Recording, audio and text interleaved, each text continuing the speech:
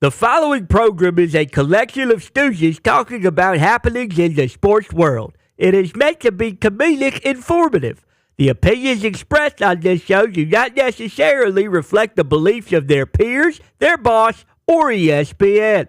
There may be some cuss words because that's how humans in the real world talk. If you are young, please seek permission before watching any further. Hey, 20. let's go. This show stinks, and the fact that you listen, we are very, very thankful for. McAfee on the line with a gorgeous assist. The all-time leading tackler for the Green Bay Packers. You pink. Damn it! Be a friend, tell a friend something nice could change their life.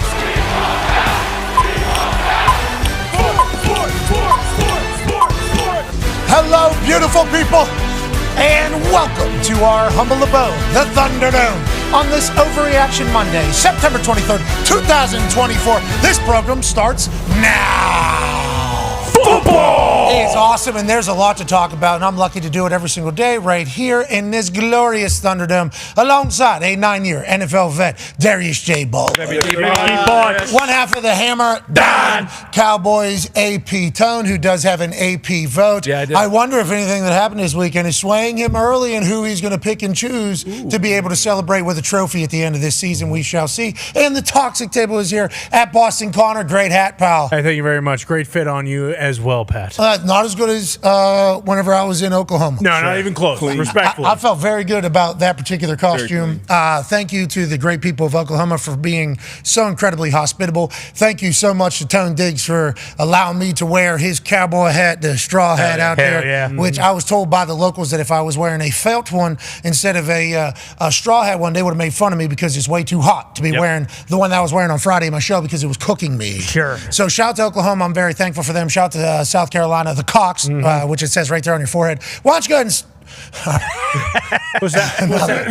why don't you go ahead and stamp Cox right across my forehead so I can let people know that I am a fan of the Gamecocks down there in South Carolina. They are great. But Ty Schmidt, it is about you on this particular Overreaction Monday because I'll be damned.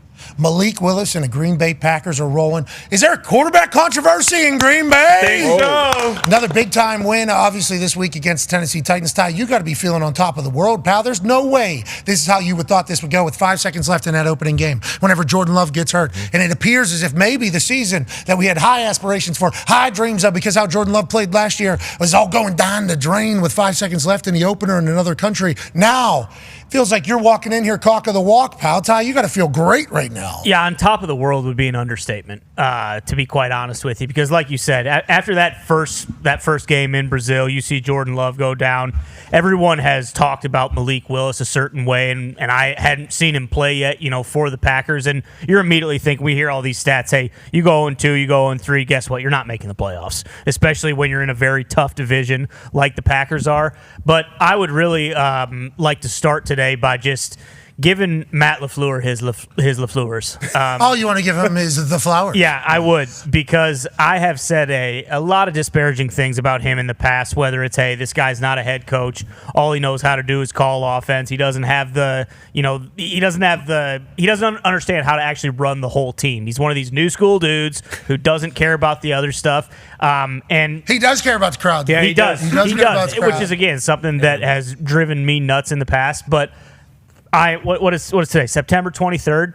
I solemnly swear I will never say another negative thing about Matt LaFleur ever. Wow, Ever. that's a big declaration. Ever. That's a big declaration. Big. Hey, it's earned, though. These LaFleurs that were given to LaFleur have been earned through seemingly massive brain shit over there in Green Bay to navigate a lot of tough stuff. Think about the Aaron stuff, post-Aaron stuff. Without a doubt. The PR stuff, everything that's happening around it. And obviously, we're a part of it because obviously Aaron's a part of our program. Can't wait for that conversation tomorrow as scheduled. Can't wait to hear how they feel. Yeah. They're going to feel very good about how everything's happening over there. But there's been a lot to deal with. Him and Gutekunst both. And then now LaFleur is put in a position, backup quarterback that you just got, 2 weeks ago before his first start. Yeah. And your team has high aspirations. Can't be giving shit away early. And they've seemingly done a master class on winning games. And Malik Willis looks damn good at football. Yeah, and I mean, obviously he had, Malik Willis had skill without a doubt. That's why they were talking about him maybe being a first-round pick at the time.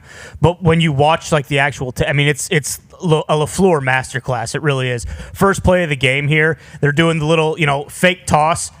They pull the center, and then boom, Jaden Reed's wide open. Everyone's obviously thinking, hey, this team ran 53 times last week. But, starting the game like that, getting the defense moving one way, Jaden Reed is wide open here. I mean, you can see the linebackers all go when the center pulls, and then boom, nice little pitch and catch for the first play of the game, 30 yards. I mean, it's like, okay, we're off and running now. It's just little stuff like that. Like they did this is a little bit later in that drive, but running the RPO again, they had constant motion and just kind of eye candy all day. And then boom, like Malik Willis, he is a stud with his legs. He really is. I think, I don't know, because we hadn't seen so much of him, you didn't really know. Like, he's fast, he's athletic, he can make guys miss.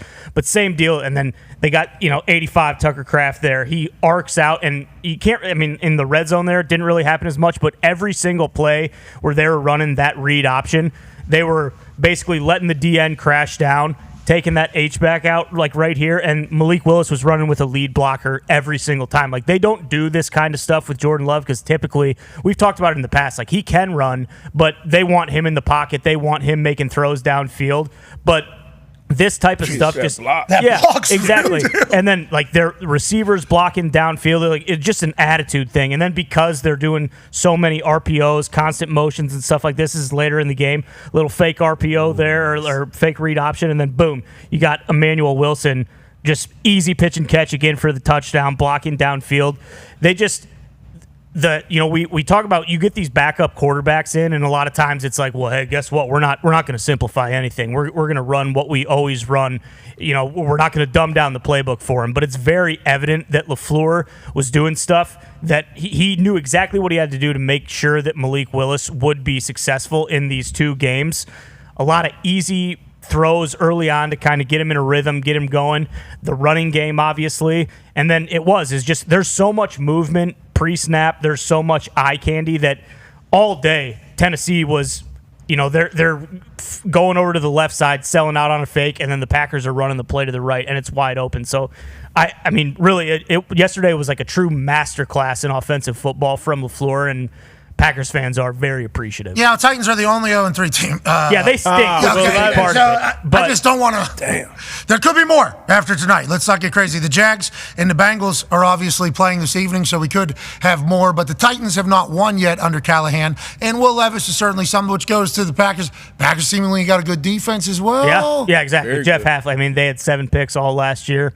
Already got 8 picks this year. Jeez. And then defensive touchdown yesterday. They had 8 sacks yesterday. Again, take it with a grain of salt because the Colts aren't the best team in the NFL. What?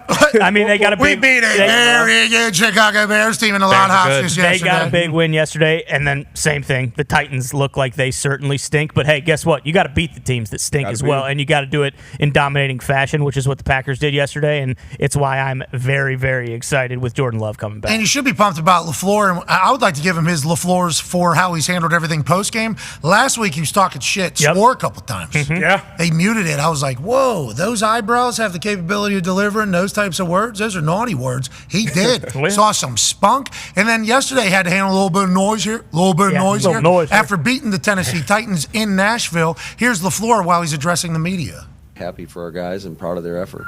You mentioned how we don't get it. Whatever, keep going, keep firing away. They told me this city was going to burn if we came in here and won the game, so I guess it is. That's awesome. In the moment, that's a good bar. That's a good bar there. How much do you believe in this Packers team, and how important is it to be able to win with your backup quarterback? These games that you could potentially give away, it could be 1-2. Yeah. Malik Willis could crop. He could be absolute crap. Yeah. That has happened to backups before. Shout out to Miami. Now, with that being said, Scott, he's going to get better. He's He's going. He's healthy. He's not. Tim Boyle's in now, baby. Fine. No, He'll get better. better. Yeah. Everybody's going to get better down here. Obviously, got 4 weeks here to figure out if Tua is going to get better full time. But backup quarterbacks winning you a game, vital, especially with how long these seasons are. The Packers are experiencing it here very early, and they're winning. Yeah, that's huge. We saw how many backup quarterbacks played last year, play obviously meaningful games. So these games at the end of the season, they're going to come, especially in the NFC North. You expect that to be a close division down the stretch. And for them to only have him for a couple weeks, coming in here, having almost a complete different game plan than you would if you had a Jordan Love in there. So as a defense, it's almost easier to game plan for like a Jordan Love type offense. Okay, we know we're going to get from the LaFleur system. We know the formations. We know the motions. And now when you have a guy who's also an extra back, an extra head you got to account for in the run game, super, super difficult. You mentioned those RPOs and the read options. You got the lead blocker. Like, that's tough for a defense because you got the eye candy, and then you have a guy who can break it back with his legs. And honestly, he's making throws, too. You know, I saw on the graphic, great graphic by the guys, by the way, hadn't thrown for 100 yards in the Titans uniform. So to be able to throw the ball in those receivers, I don't think they still get enough credit in Green Bay.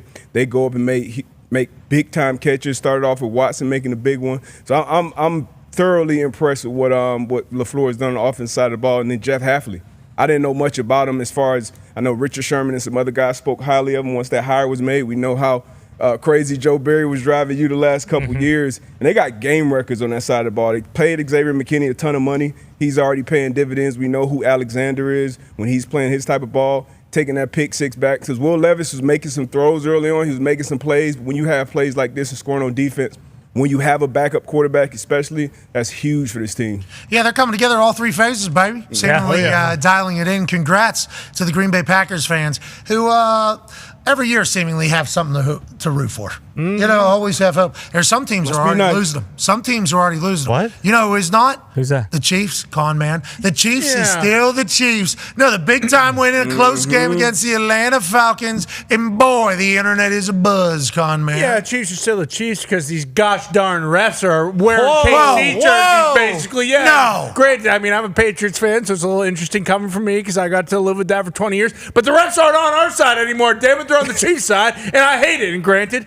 after that no PI call, the next drive and here's the no PI call, clearly PI, Darius Butler had a tweet right after, like, hey, let's just make sure we're clear here. This is obviously pass interference, without a doubt. Just like it was last week. But once again, when the Chiefs are wearing, red stripes instead of black ones for the KC team, this is what's going to happen. Now, right after this, the Falcons would get the ball back. They forced a 3-and-out for the Chiefs, and then there were 3 different penalties called on the Chiefs. Very valid penalties. There was a horse collar, a pass interference, and some of very valid penalties, but they did call them against Kansas City Chiefs. After this particular play, Falcons were able to get the ball back. Yeah, and some people are saying, they're just calling those penalties because they know, like, hey, we got to make up for the fact that we still blew the game for the Falcons. But, I mean, no, the Chiefs are unbelievable. And Mahomes came out after the game, too. He's basically saying, like, I'm not even playing good, and we're still beating the shit out of these teams, which is pretty awesome. I think we do have the clip back there. No, we do not. But that's what he said in the post-game press conference. But they also are one of those teams, we're talking about the Packers and stuff. And, Gutekunst, he's bringing guys in like Malik and the undrafted free agent running back Wilson, who's making plays. Like, the Chiefs are leaning on Carson Steele, the kid that they got from Indiana. I believe he played at Ball State and then UCLA. Yep. I think he carried the ball like 16, 17 times. Yeah. And he's a returner for them, too. Yes. Rashee Rice, 12 receptions, 110 yards, and a touchdown, which is obviously he is the clear number one for them. Travis Kelce, I think, hasn't got going yet. Patrick Mahomes also addressed that in a post-game interview and said, like, other teams have so much respect for Travis Kelce that it's also allowing for other people to obviously benefit from. I agree with Falcons fans saying that was a pass interference in the end zone in the fourth quarter. That is not go. Yeah, not great. And then the Chiefs get the ball back on the other side of that, and the Chiefs actually end up giving the ball back. They don't end the game. Right. Yeah. So Falcons get another shot at it. That's where the 3 penalties come in against the Chiefs. They move down the field. They end up turnover on Dahn's, not picking up a 4th and short or whatever. So these Chiefs teams seemingly can win these close games, but they are like the cardiac Chiefs. They are it is always close. I was gonna make one more play, and then you say what you want about the refs. There were certain teams, Patriots being one of them, maybe the Cowboys, that the coaches will come in and say, "Hey, look, you got to beat them. Don't let the refs even be involved. You got to beat them handily, so you're not worried about you're not leaving the games in the ref." And if I'm a Falcons fan, I'm still encouraged. There's no moral victories in football, but I'm definitely encouraged on how they played, how they took the champs to the wire. You can definitely look at that tape and say, hey, these are the different plays that we could have made and won this game. Obviously, Justin Simmons picking off Mahomes again. Bates doing what he does, but Terrell made some big plays as well. Like, guys, Judon, like all these guys that they brought in kind of trying to build that culture. You always worry about, kind of that microwave fix. Saban kind of mentioned it with Florida State and the trend. It's kind of the same thing in the NFL. Like, you want to build your team through the draft. You want to build your culture guys and then have some free agents fit in here and there. So they're doing a little mix of both. But I would be definitely encouraged if I'm the Falcons. But, yeah, the Chiefs are still the Chiefs, and they just always make one more play, it seems. You talked about last week how Rashee Rice was going to meetings with Travis Kelce and kind of learning that. They showed one of the routes that he ran, I forget, it was like a 15-yard gain or something, but it was in a zone, and it was like a Kelce route. Like, Rashee Rice is at that point now where he's, running a little, maybe a 10, 15-yard little button hook, settling down, and then, picking up a bunch of yards because he breaks a shit ton of tackles. Like, that's the thing watching last night is that they would throw the bubbles and all that stuff, but he's picking up 10, 15 damn near every single time he touches the ball. When you talk about yards after catch, big fan of the Falcons, by the way. It's everything you said about the way they're building it. Seemingly, they got the right guys. Because if you spend money on the wrong guys, shit out of luck. Coach Saban say, all right, in that entire thing. You talked about yards after catch. I got a stat from Hembo, and it was about the San Francisco 49ers, who used to be the Yak Kings. 49ers ranked dead last in run after the catch. 26% of their yardages. The antithesis of who they were last year. They lose to the Rams. Congrats to the Rams getting back. Unbelievable. Congrats to that. 14-zip, they were down. Thought it was going to get ugly in there. Instead, Los Angeles Rams are able to make it happen. They get a big-time dub. The San Francisco 49ers, though, a lot of the stuff before the season happens, yada, yada, yada. We got the contracts. We got everything. We're back in there. There's some drops yesterday. There's a lack of yards after catch. Obviously, Christian McCaffrey, we have no idea what that's going to look like full-term. Are we wondering about the San Francisco 49ers in this Overreaction Monday? Are we? Because I just got them. I just got them a little bit in the NFC playoff, not necessarily championship. They'll figure it out. They'll be there then. That's what you in my head. Right? Yeah. Are we right for that? It's hard not to feel that way. At some point you expect them to get healthy. Now, Christian McCaffrey is a big question mark. We haven't seen him at all. Expect Debo to be back out there. Kittle, Ayuk to get back into form. Juwan Jennings had an unbelievable game. Massive. And I'm still a believer in Brock Purdy and obviously Kyle Shanahan. So I still think they will be there at the end. I'm not going to hit I'm not even close to hitting the panic button on San Francisco. Me neither. Let's figure that out. But the NFC had a team added to it. Oh, yeah. Ladies and gentlemen, the Carolina Panthers. Look out. Welcome to the league. It's expansion time. Yeah. 3 weeks in, the Carolina Panthers are now in the hunt. That Panther 3D image that they made, the AI one that was bopping around the stadium, where there's no people there. They're like, you guys aren't hunting anything. That must be a vegetarian panther right there, because there's nothing getting hunted by any Panthers in Carolina, and there hasn't been for a long time. Well, Chuba Hubbard said, don't look now. We got a quarterback. The Red Rifle became the Red Rocket, and I'll tell you what, he was coming all over town, because what he did to the Las Vegas Raiders was certainly a conversation in Las Vegas, but around the entire NFL about, wait a minute, maybe Canales does know how to call a football game. Wait a minute, maybe Morgan does know how to put a team together. Wait a minute, David Tepper might not be the worst owner in the history of any professional anything. Maybe, just maybe, there was a need for somebody to get a different focal point, a different view of things, and get an OG in there that kind of understands what has been happening, what is happening, and what will happen in the NFL, because he's been around for so damn long. And I know the Saints just have the game that they just had, so this doesn't necessarily work out how I would like it to, but some of these older quarterbacks, with the way they're talking about these younger quarterbacks, older quarterbacks have this football IQ level that maybe the younger quarterbacks don't need to have because of the new offensive systems. Derek Carr had a resurgence. Sam Darnold's having a resurgence. Is Andy Dalton about to have a resurgence because he's able to digest a defense, understand what it is, and put them in the right play where not everybody's been able to do that? Is it Red Rocket season down in Carolina? Is Lake Norman about to become a place of celebration instead of a place of our teams suck? Is this a time for the Carolina Panthers fans to finally start buying tickets again and say, you know what? Maybe it wasn't just this owner who's seemingly a quick trigger psychopath. Maybe it's not the ineptitude of the entire building.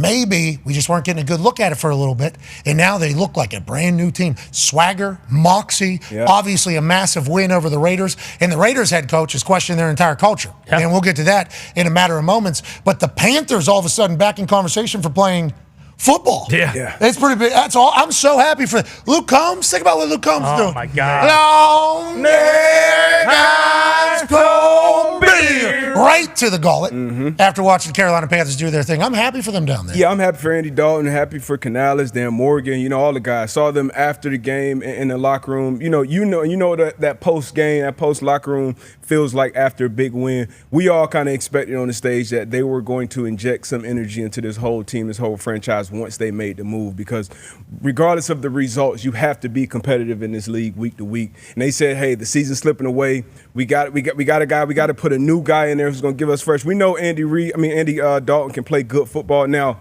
will Andy Dalton play good football for 10, 12, 16 weeks? That's still to be said. They spent money.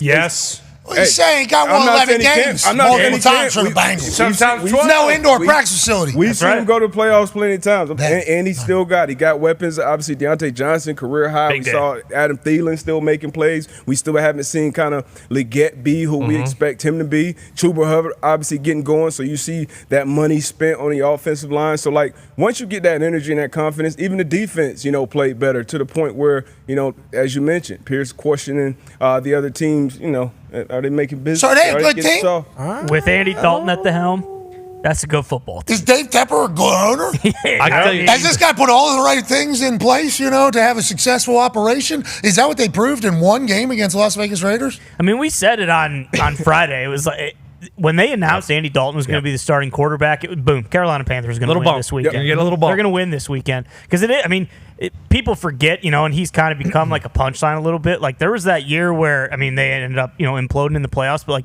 he damn near won an MVP. It's in there. He can play good football. And they lost in the playoffs? The way they're talking about current quarterback play, though. Exactly. Was he the only one yesterday? 3 TDs? I think he's the only one this season so far who's done that. Yeah.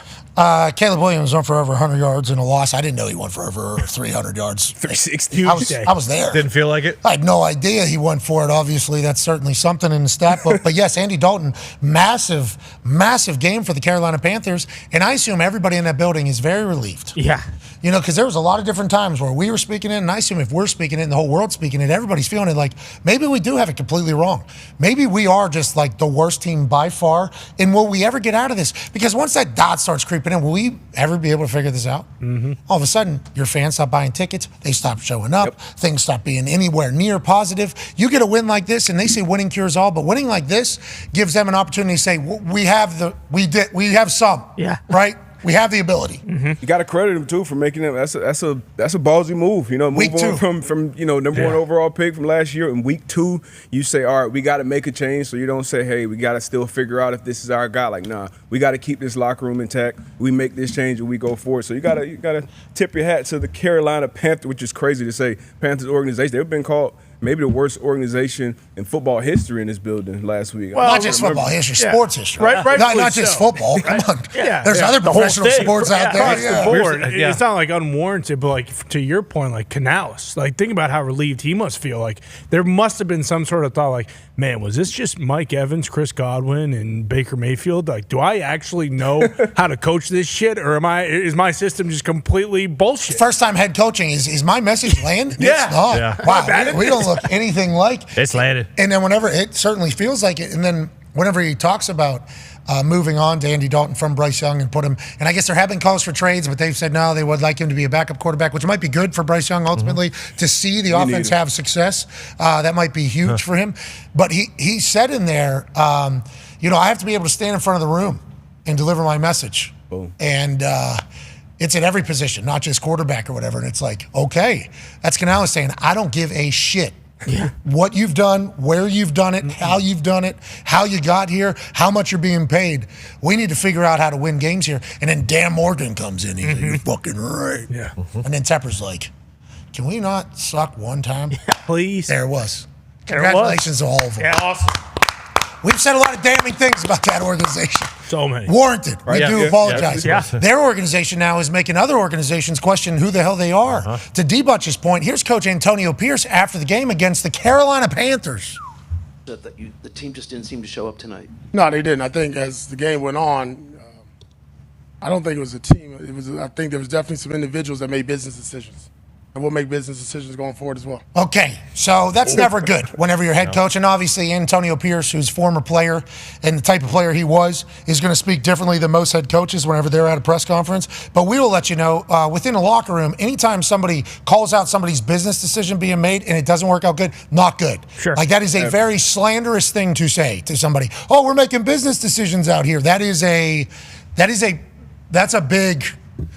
a big punch right to the balls. I mean, that is a massive shot. So then, obviously, you think to yourself, well, what were the plays that he's talking about? The internet found it. Oh, yeah. The internet found it. There was a situation in the fourth quarter with Jack Jones. And I believe the tweet that I saw that had a lot of people saw this particular clip.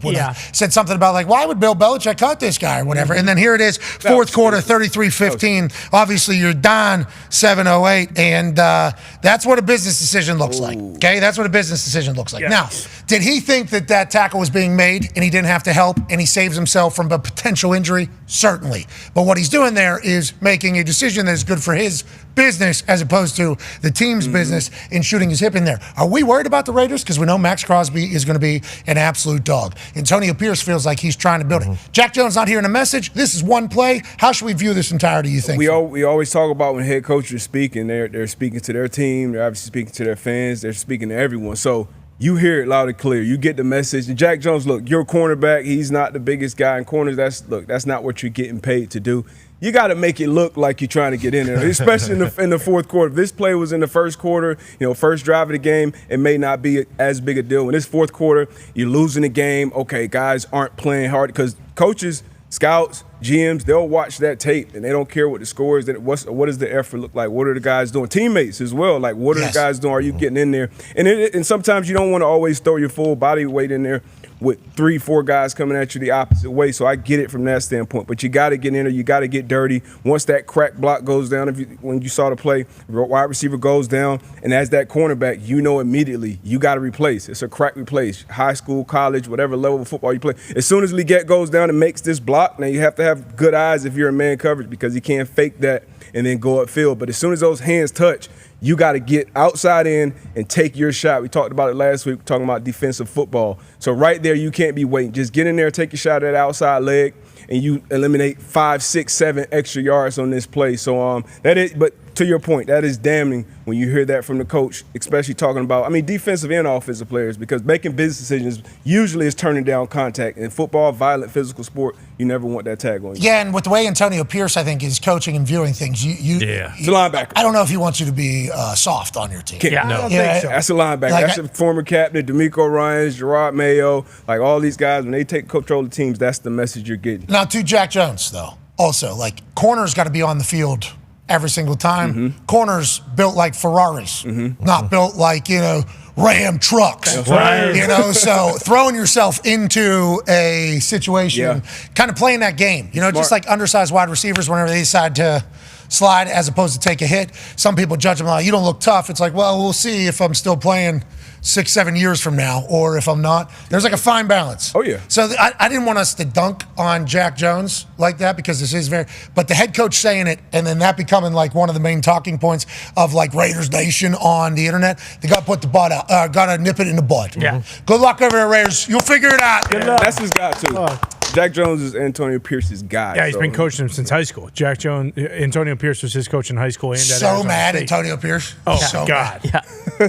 Seems like we got, in his head, one player. Yeah. We got some guys, huh? All right. We're gonna make some business decisions, too, then. We'll see how much we like this whole thing. Joining us now, ladies and gentlemen, is a human that'll break down all of the news that we need to pay attention to. Every single week, every single Monday. Ladies and gentlemen, senior NFL insider for ESPN, Michigan man. Hey, we're back. Yeah. Adam Schefter. Yeah. Happy Monday, man. Hey, happy Monday to you, Schefty, as well. We appreciate you joining us. Michigan, Big Ten win over USC. Awesome.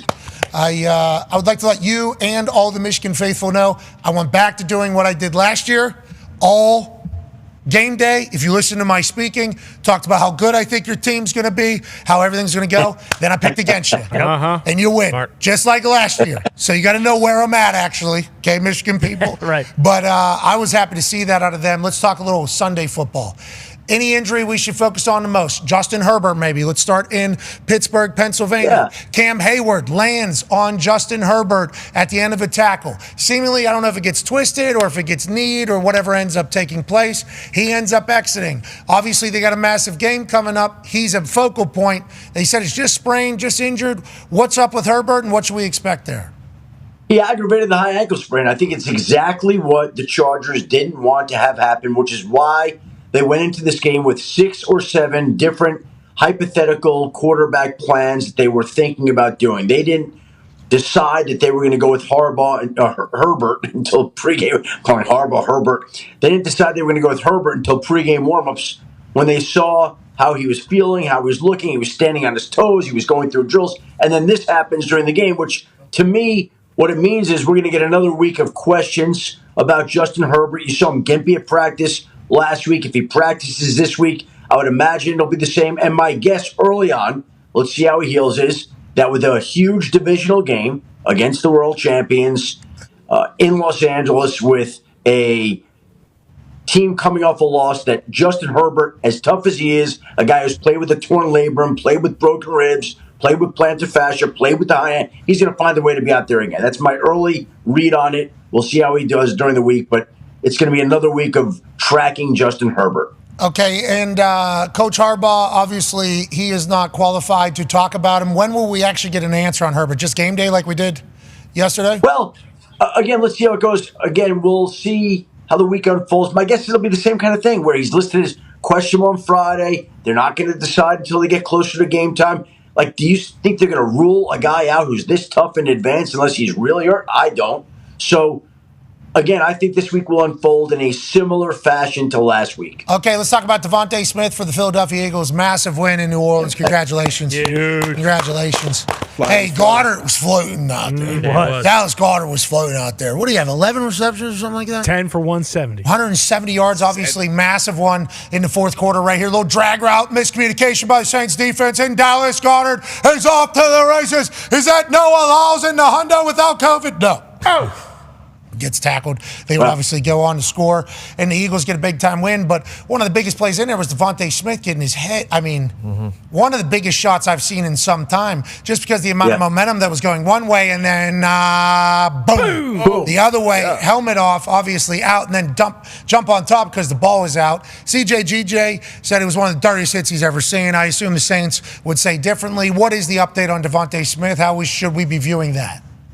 They got him and Lane Johnson in concussion protocol this week. So typically, normally guys in protocol usually don't make it back for the next week. So now we've got 2 wide receiver questions for Philadelphia, not to mention a major one along its offensive line with Lane Johnson. A.J. Brown initially had said that he thought he would miss a couple of weeks. This would be a couple of weeks. So I'm going to guess that A.J. Brown's going to test out the hamstring to see how he's doing. And Devontae Smith has to go through the protocol to where he's got to get cleared. It's always very difficult to predict whether a player will or won't make it through protocol, other than more often than not they don't. So that's kind of where we're at with Devontae Smith. And the Eagles have 2 big questions going into a big week, and they're fortunate to get that win. Goddard makes that play, defensive breakdown. Can you imagine what that city of Philadelphia would have been like if they had lost that game yesterday? Oh, boy. Well, Sirianni, though, just won't take points. This guy. Down 3-0 going into the half. Even when they won, they still want his head. 3? No, oh, yeah, there's a lot of hashtag I don't want to overreact, but pretty serious things being said about old Paisan over there in Philadelphia. But 3-0 going into the half. 3, no points. 20 seconds left. No points have been scored in 2 quarters of football. Everything you were preparing for has not worked. You are in the position to kick a field goal and tie this thing going into half. Reset. 3-3 going into half in New Orleans. You would consider that a win with how good your defense is playing against this New Orleans Saints offense that has been an absolute buzzsaw. 3-0. 3-0. We're going to line up like we're going to do tush push to guarantee one. And instead, we're going to fucking whoop-de-woo, and we're going to take this thing outside, and we're going to be down 3-0 going into half. Same thing happened a week ago. It's like Sirianni being that stubborn, I appreciate. Sure. I do certainly appreciate. Eagles fans seemingly do not appreciate. They do not appreciate it at all. They want him gone today, even after a win. Huge win. You know what? Like, if you're watching the game yesterday, they flashed to the fans in the stands, and they're all going, 3, 3, 3. And then he bypasses it, goes for it, gets stopped. I was saying, oh, this is going to be so ugly on Monday. And then Dallas Goddard bails him out with the play. They win the game. And it's always I understand there's still questions, but it's a little bit more muted. It's not as hysterical. If they win the game, they did win the game. People are still mad. They're still upset. But at least there's not rioting in the streets about it. I mean, it's crazy. Hey, winning cures all, man. Legitimately. Until next week. Because if they lose next week, they're going to say, you remember going into half, down 3-zip. Everything just carries over. It's a carryover into the bubble. But here's the thing. Like, they lose Monday night to Atlanta. They're on the brink of losing in New Orleans. They find a way to pull it out, to their credit. Very gritty, very impressive, right? But if they had lost there, which they didn't, now they go into Tampa, to a Tampa team that just got shellacked by the Broncos. Tampa's going to play a great game this week. And then they go on a bye.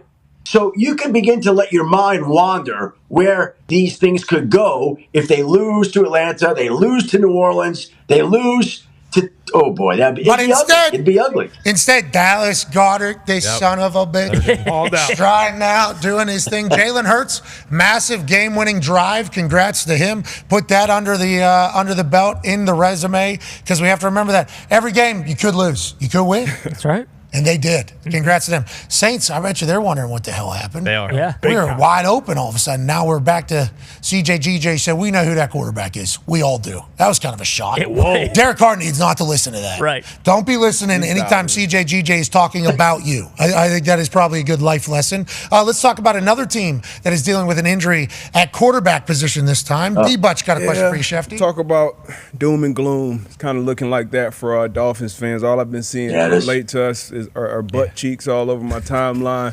But as far as the quarterback situation goes for us, Skyler got banged up. Obviously, Tua's on IR.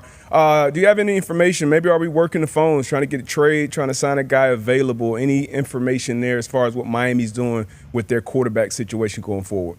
You know, here's a team that was all in, right? Like, they paid Tyreek Hill. They paid Jalen Ramsey. They paid their head coach. They have some veterans. They paid Tua. Like, they're trying to win. So Tua gets hurt, and then Skylar Thompson exits with what looks like a pretty painful chest injury, doesn't finish the game. Obviously, we'll see if he can even make it back for next week. But even if he could, you still have to address the quarterback position before the season slips away. In my mind, like, they have to be making calls. Didn't hear anything back this morning, but there are 3 quarterbacks in my mind that make sense. Now, I'm not telling you that they have or will reach out to any of these quarterbacks. But I think I'd call Denver and I'd say, what would you want for Zach Wilson? I would call Pittsburgh and I would say, what would you want for Russell Wilson? First rounder. And I would call Cleveland and say, what do you want for Dorian Thompson-Robinson?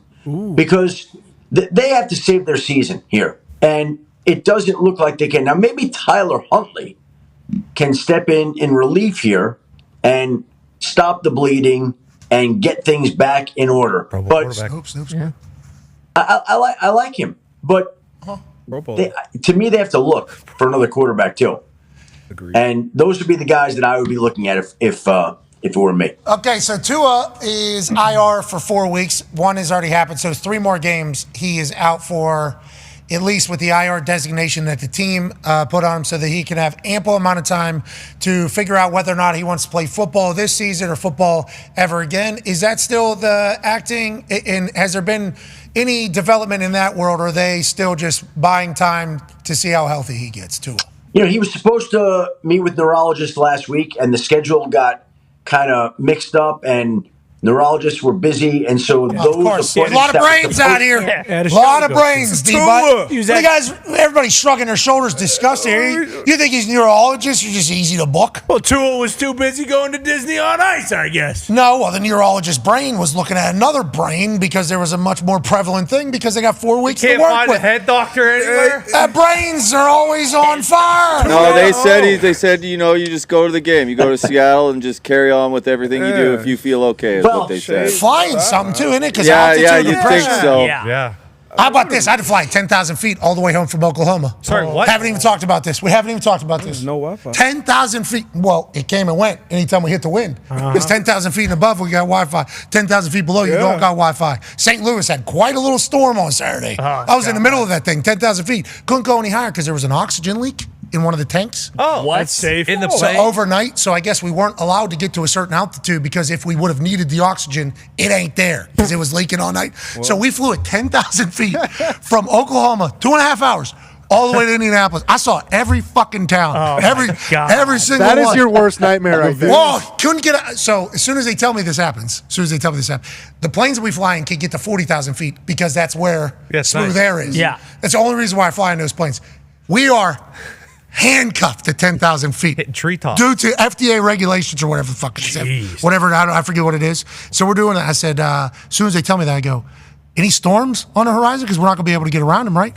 And they go, we look pretty good right now. And then all of a sudden, I see them start to move. Like, we are going this way, and I start seeing the plane on the map start go this way. I start feeling, I'm like, must be something. Crack open the door. I look up there. St. Louis has got a middle of a, we're in the middle of no service. We're at 10,005 feet. We're at 9,400. It was, and then all of a sudden, we're on the other side. And boy, it's beautiful. Anyways, pressure on your ears. Well, Tua might have had an astronaut helmet on. We don't know that. He might have just had like the shoulders and up. We're thinking good news, though, right, for Tua, as opposed to that plane, 10,000 feet, 2.5 hours. Can't go certain speeds either. Oh, yeah, that's crazy. Nuts. We're riding at speed of smell across there. Yeah, you can feel it. That's still not as nuts as Tua not being able to see a neurologist, though. Yeah. Neurologists are hard to find. Good ones? We need to find the good brain ones. Ain't that right, Schefter? Right? That's the problem. There were some scheduling issues he's going to get. By the way, like they didn't feel like there was a rush to do it. Like, he feels fine right now. He's felt fine. And so he's on IR. He's not playing for 4 weeks. So what does it matter if he meets with them last week or this week? Well, neurologists need to have a little bit of respect. This is a man's future. That's right. This is the National Football League. This is the highest level. Yeah, can we get a damn neurologist to look at our quarterback? For fuck's sake! This week. God! It's happening. It's happening. This week. All right, this week. Allegedly. Allegedly. All right. Good to see the Dolphins fans are. Yeah, still fired up. Yeah. They can't watch Skyler anymore. No, And they're down Boyle, too, already. Can understand 38 that. years old. That might be the worst Dolphins game I've ever seen in my life. Good news. Can't find neurologists. Anyways, Tone, AP Tone, has a question for you. Co-host of the Adam Schefter podcast this week. AP Tone has a question for you. Yeah, Schefter, we were talking about Sirianni earlier, and they got the win, so it kind of calmed it down. You know who didn't get the win was the Dallas Cowboys, and that's back-to-back weeks that they were embarrassed at home. Now, the scoreboard, if you're just looking at the scoreboard, 28-25, that's not bad. We know that we were putting lipstick on a pig there at the end of that game. Good onside kick, though, Brandon Aubrey. Good 65 and an onside. He's unbelievable. This Brandon Aubrey might be an actual mule. Yes, in the big. You know those things that are half mule? What are those called? Minotaur. Yep. Man, so he might be half mule, half man. This dude is phenomenal. Only onside kick recovery in the last 2 years. Wow. Fourth quarter, 28-12. This game was over, everybody thought. Brandon Aubrey said, not so fast, my friends, like he's Lee Corso. Let me hit a little sidewinder. Old buddy from the Ravens, he said, we got the ball, we got live action. Dak goes down and scores. Yeah. Dak goes down and scores, throws a great touchdown. And then they have to complete another one. They don't. Ends up 28-25 or whatever. It's like they get back into this thing. And Lamar had to hit a big-time third down. Yes, he did. And they did to end that game. But back to your point, Tone. So is it getting – do we know how loud Boom, it's game getting? winner right there. We know it's getting loud outside of Jerry World with the fans. Yeah. Is it getting loud inside of Jerry World with the front office in that situation with Big Mike, or is he good? Don't worry about measurement. But Tony, here's what I would say there is like Jerry's always very patient, and even if it gets loud, what do you want them to do in season? Like, what are they going to do right now? What do you want them to do? Me personally, I love Big Mike. I'd like them to. He's been 12-5 the last 3 years. I'd like to see them stick it out with Big Mike. Give him a chance. Okay. And Dak said too. He's got. Wait, hold on. He's got the highest winning percentage in Cowboys franchise history. I agree. He's won 12 games each of the last 3. Like, we want to get rid of this guy. By the way, he's in the last year of his contract. I just asked questions. Yeah. I don't think that's the solution. And so again, I come back to the question: what do you want them to do? Like, they posed the question to Jerry Jones: why do you sign Derrick Henry? He said he couldn't afford him. You know, Derrick Henry has the same agent as Dak Prescott. They have the same agent. Todd France, like you could find a way, I would think Dak's agent would want Derrick Henry in Dallas if that could be worked out, but they didn't get it worked out, couldn't get it worked out. They were paying other people. They're paying Trey Lance $5 million guaranteed this year, right? Okay. Gotta have it back. What are you saying? You're saying that Jerry's not making good decisions over there? You're saying not in a good spot right Can't now? afford everything, and every team makes its own decisions. And if you want a player badly enough, you find a way to make it work, period. Baltimore did that with Derrick. It's paying off. That was a lot of fun to watch Derrick Henry just kind of beat Derrick Henry. It's a nice little nostalgia trip because it feels like he's been doing it for so long. And then he put him with this Baltimore Ravens team. People wondered how the offensive line was going to be. They performed much better. Is it because they ran the ball much better? I would say yes. Anytime he can run great, that takes the heat off the offensive line. But the offensive line got to be able to move bodies. And if you can, Derrick Henry can slice, dice, and run people over. He's a dog, always has been. Excited to see him alongside Lamar Jackson in there. A lot of people saying this Cowboys defense, though, SAWFT. Soft. That's what. No, we're not saying that. No. We would like them to hear that people are saying that. So if we have to be the ones that are telling them that people are saying and thinking that you guys are soft, that's a very common adage about this particular Dallas Cowboys defense team. With Zimmer as the DC, I don't think that makes much sense. Mike McCarthy, obviously, as a Pittsburgh guy, it doesn't make much sense why it's kind of happening the way it's happening.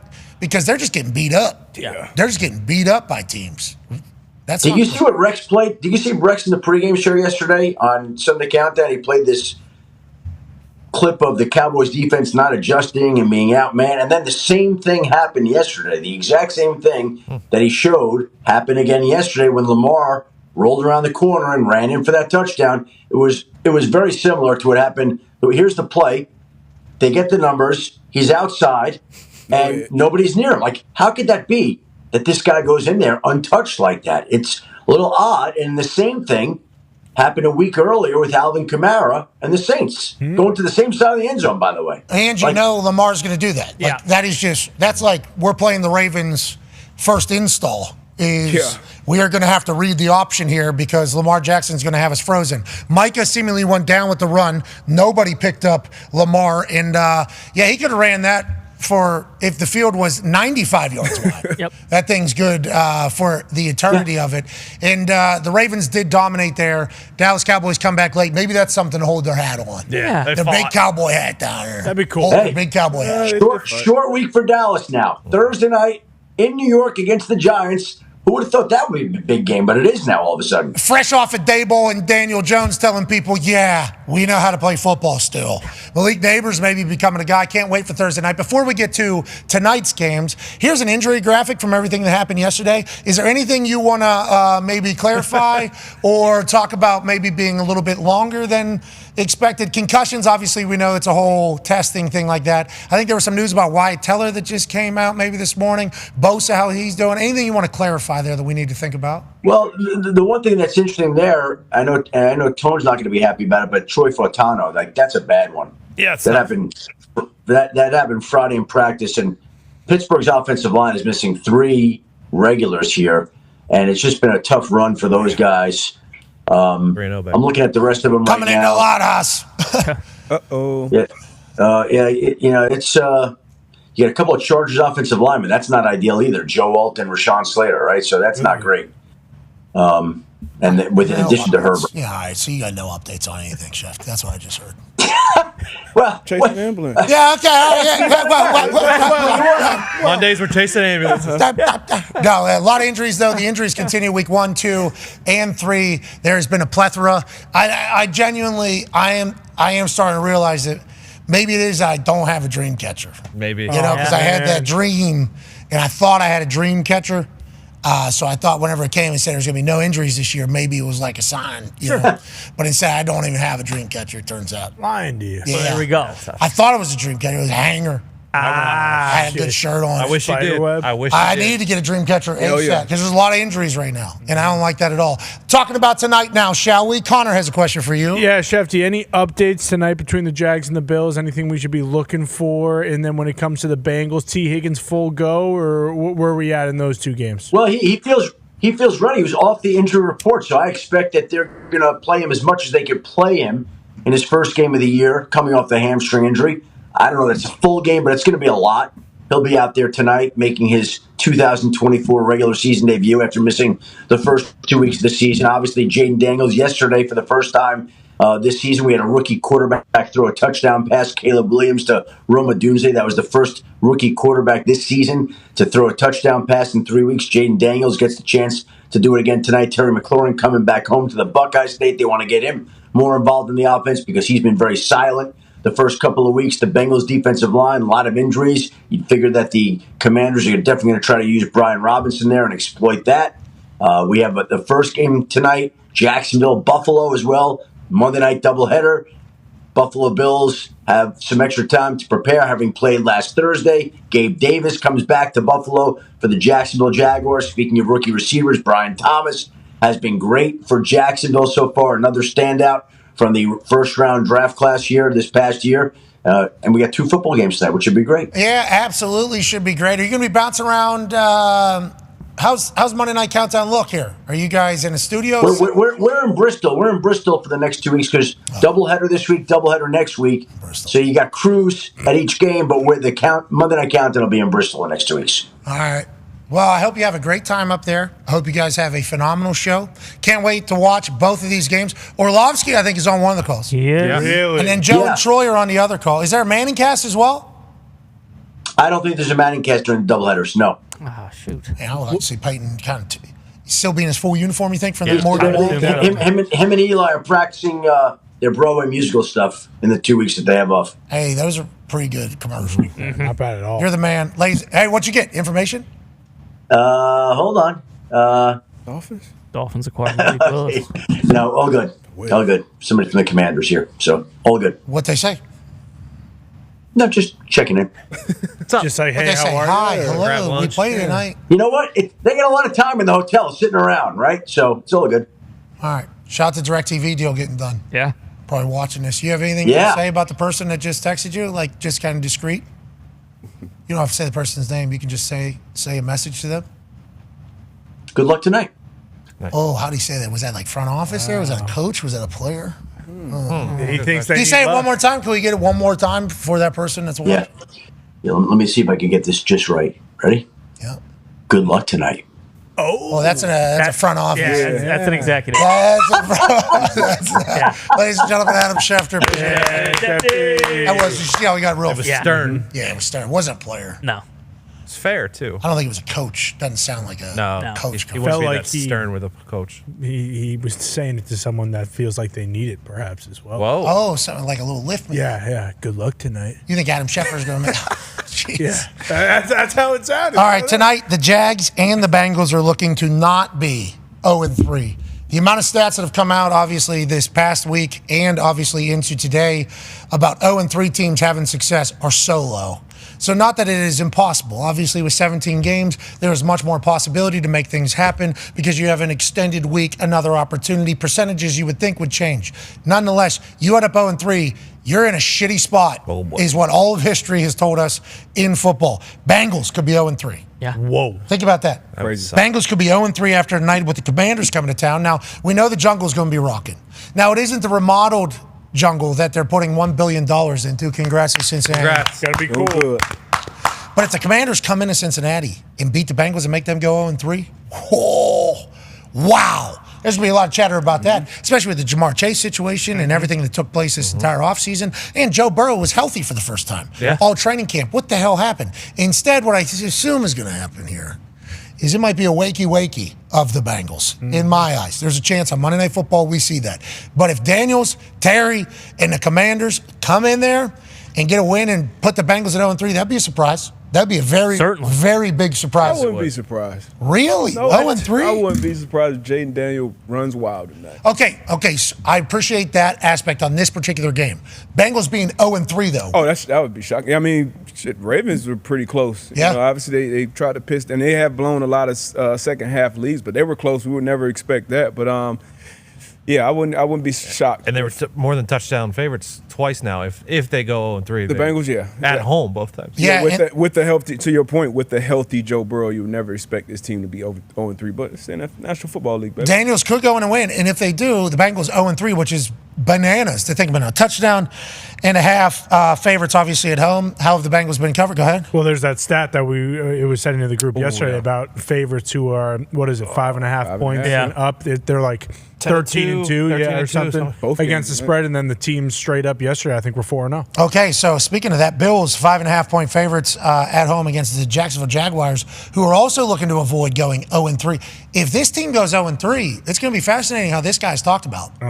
He got paid a lot of money. Yes, $55 million. He's 0-7 in his last 7 games. Yeah, he hasn't. Thanksgiving? November. Yep. Yeah, he hasn't won since then. We all just kind of assumed Trevor Lawrence was going to be a good NFL quarterback whenever he was coming out of Clemson, right? Because this guy was built to be an NFL quarterback. Tall, tough, very mature, can seemingly handle it. Then the first year happened without everything that took place around there that actually had at one point, I think, a kicker suing a coach for being kicked. That's right. So that was just part of it. Can't really judge that. Then he gets in, has some success, gets injured, and then it turns into what was happening early all of a sudden. He gets paid, though, a massive amount of money, eating up a huge piece of the salary cap. And if they don't get it going, it's like, when does that conversation start? You know? I think it started. Loud, though. Yeah. I think Bryce kind of took the conversation over. For sure. Bryce Young kind of took the conversation over.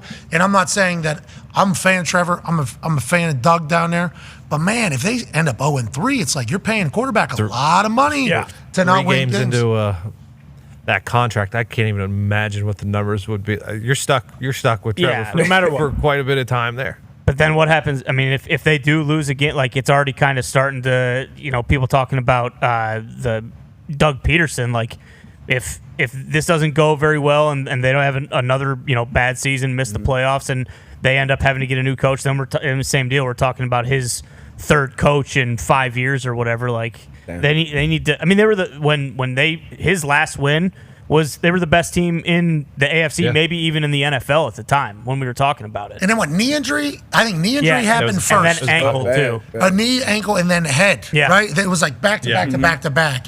And he was coming back. He was recovering faster than anybody. He had that injury, and then he was back like 5 days later, and they're like, he's going to play. He never misses games. And we're like, this team's great. This dude's tough. Right. It was like, we were really getting there. Oh, yeah. He bought himself a little extra time because he has a playoff win early in his career. Big comeback. Big comeback. Threw 4 picks in the first half. And then bounced back, finished strong. So he bought himself a little bit of time. But, yeah, he was one of those guys that, hey, generational. This is Peyton, Andrew, generational. John Elway. Caleb Williams, generational. So they've been throwing this title around. So after, Hey, Caleb Williams had a tough day in a lot of house.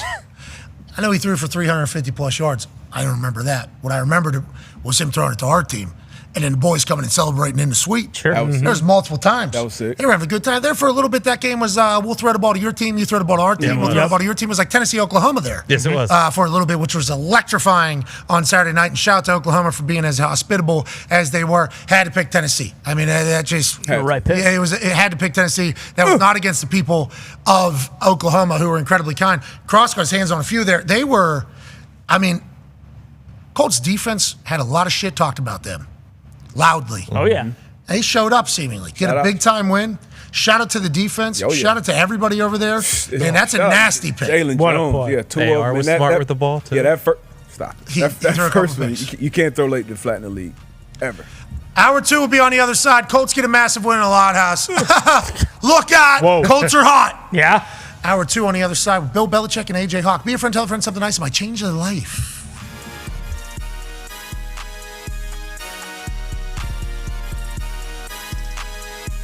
Hi, how's it going? My name's Pat McAfee. Used to hold balls for Adam Vinatieri. Now I'm in his home state. College game day is absolutely electric in Brookings.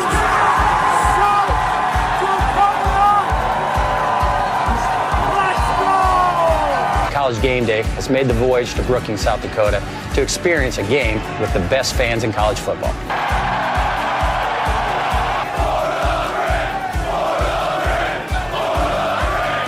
I unfortunately cannot attend because I have a game this Sunday, so I sent a man I trust to make my picks. A man who was my holder for almost a decade. Please be nice to him. Welcome this week's celebrity guest picker, Pat McAfee.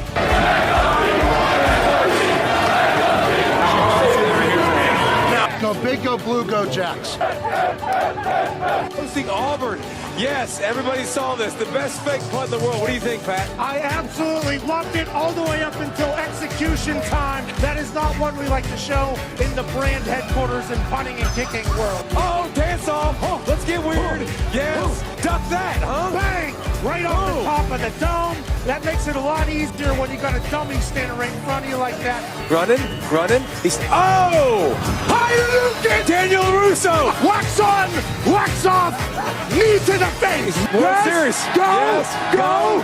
Yes! These teams stink. With that 15, they celebrate by doing shotguns. And I'm a big fan of that. I'm going with the University of Virginia Cavaliers. That was great. Whoa! I will never, ever in the history of my life bet against that ball. Oklahoma State is the winner here. Not so fast again.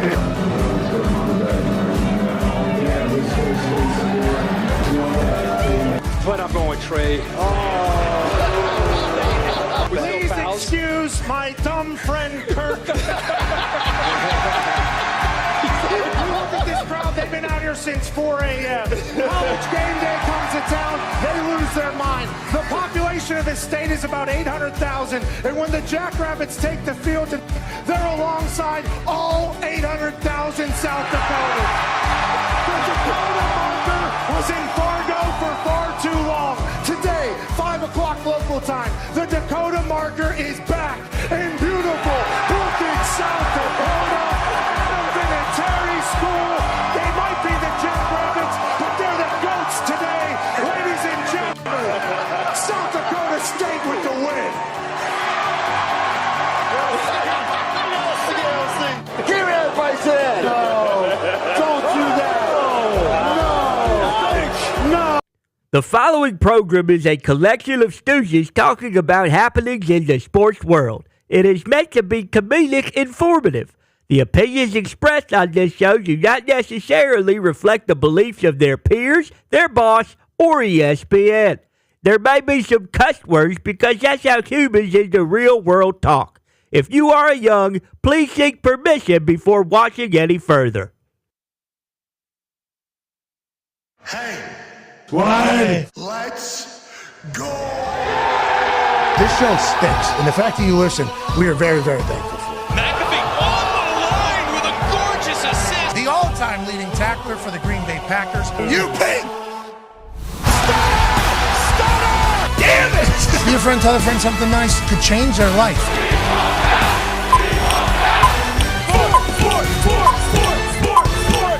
Hello, beautiful people, and welcome back to our humble abode, the Thunderdome, on this Overreaction Monday, September 23rd, 2024. Hour 2 of the program starts now. Football is awesome. We're lucky to talk about it. We have a 9-year NFL vet, Darius J. Butler, here, looking really cool.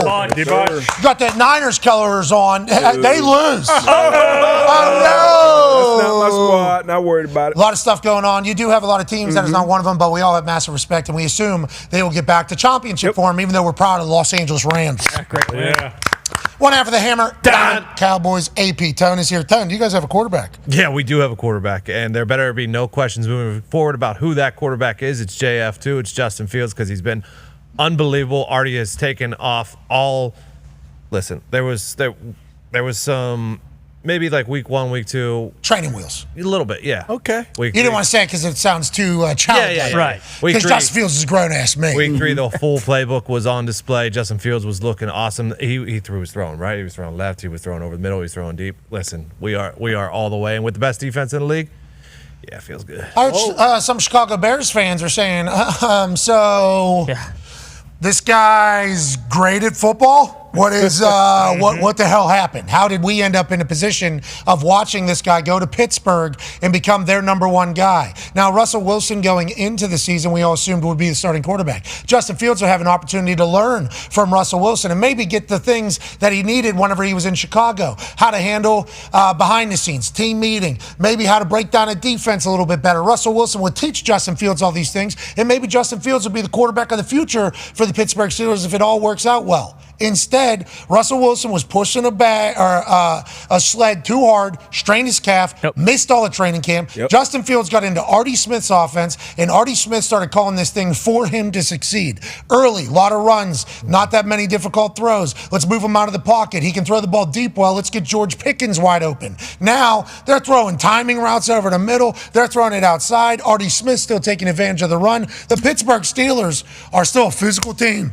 Very physical team. That Chargers-Pittsburgh Steelers game, very physical, literally from the jump. Tone, I think you'll break that down even more. But Justin Fields is doing everything you would want a Pittsburgh Steelers quarterback to do. He's been completing passes whenever he has to. He's been able to manage the game, and he'll run somebody's ass over, which Pittsburgh will love.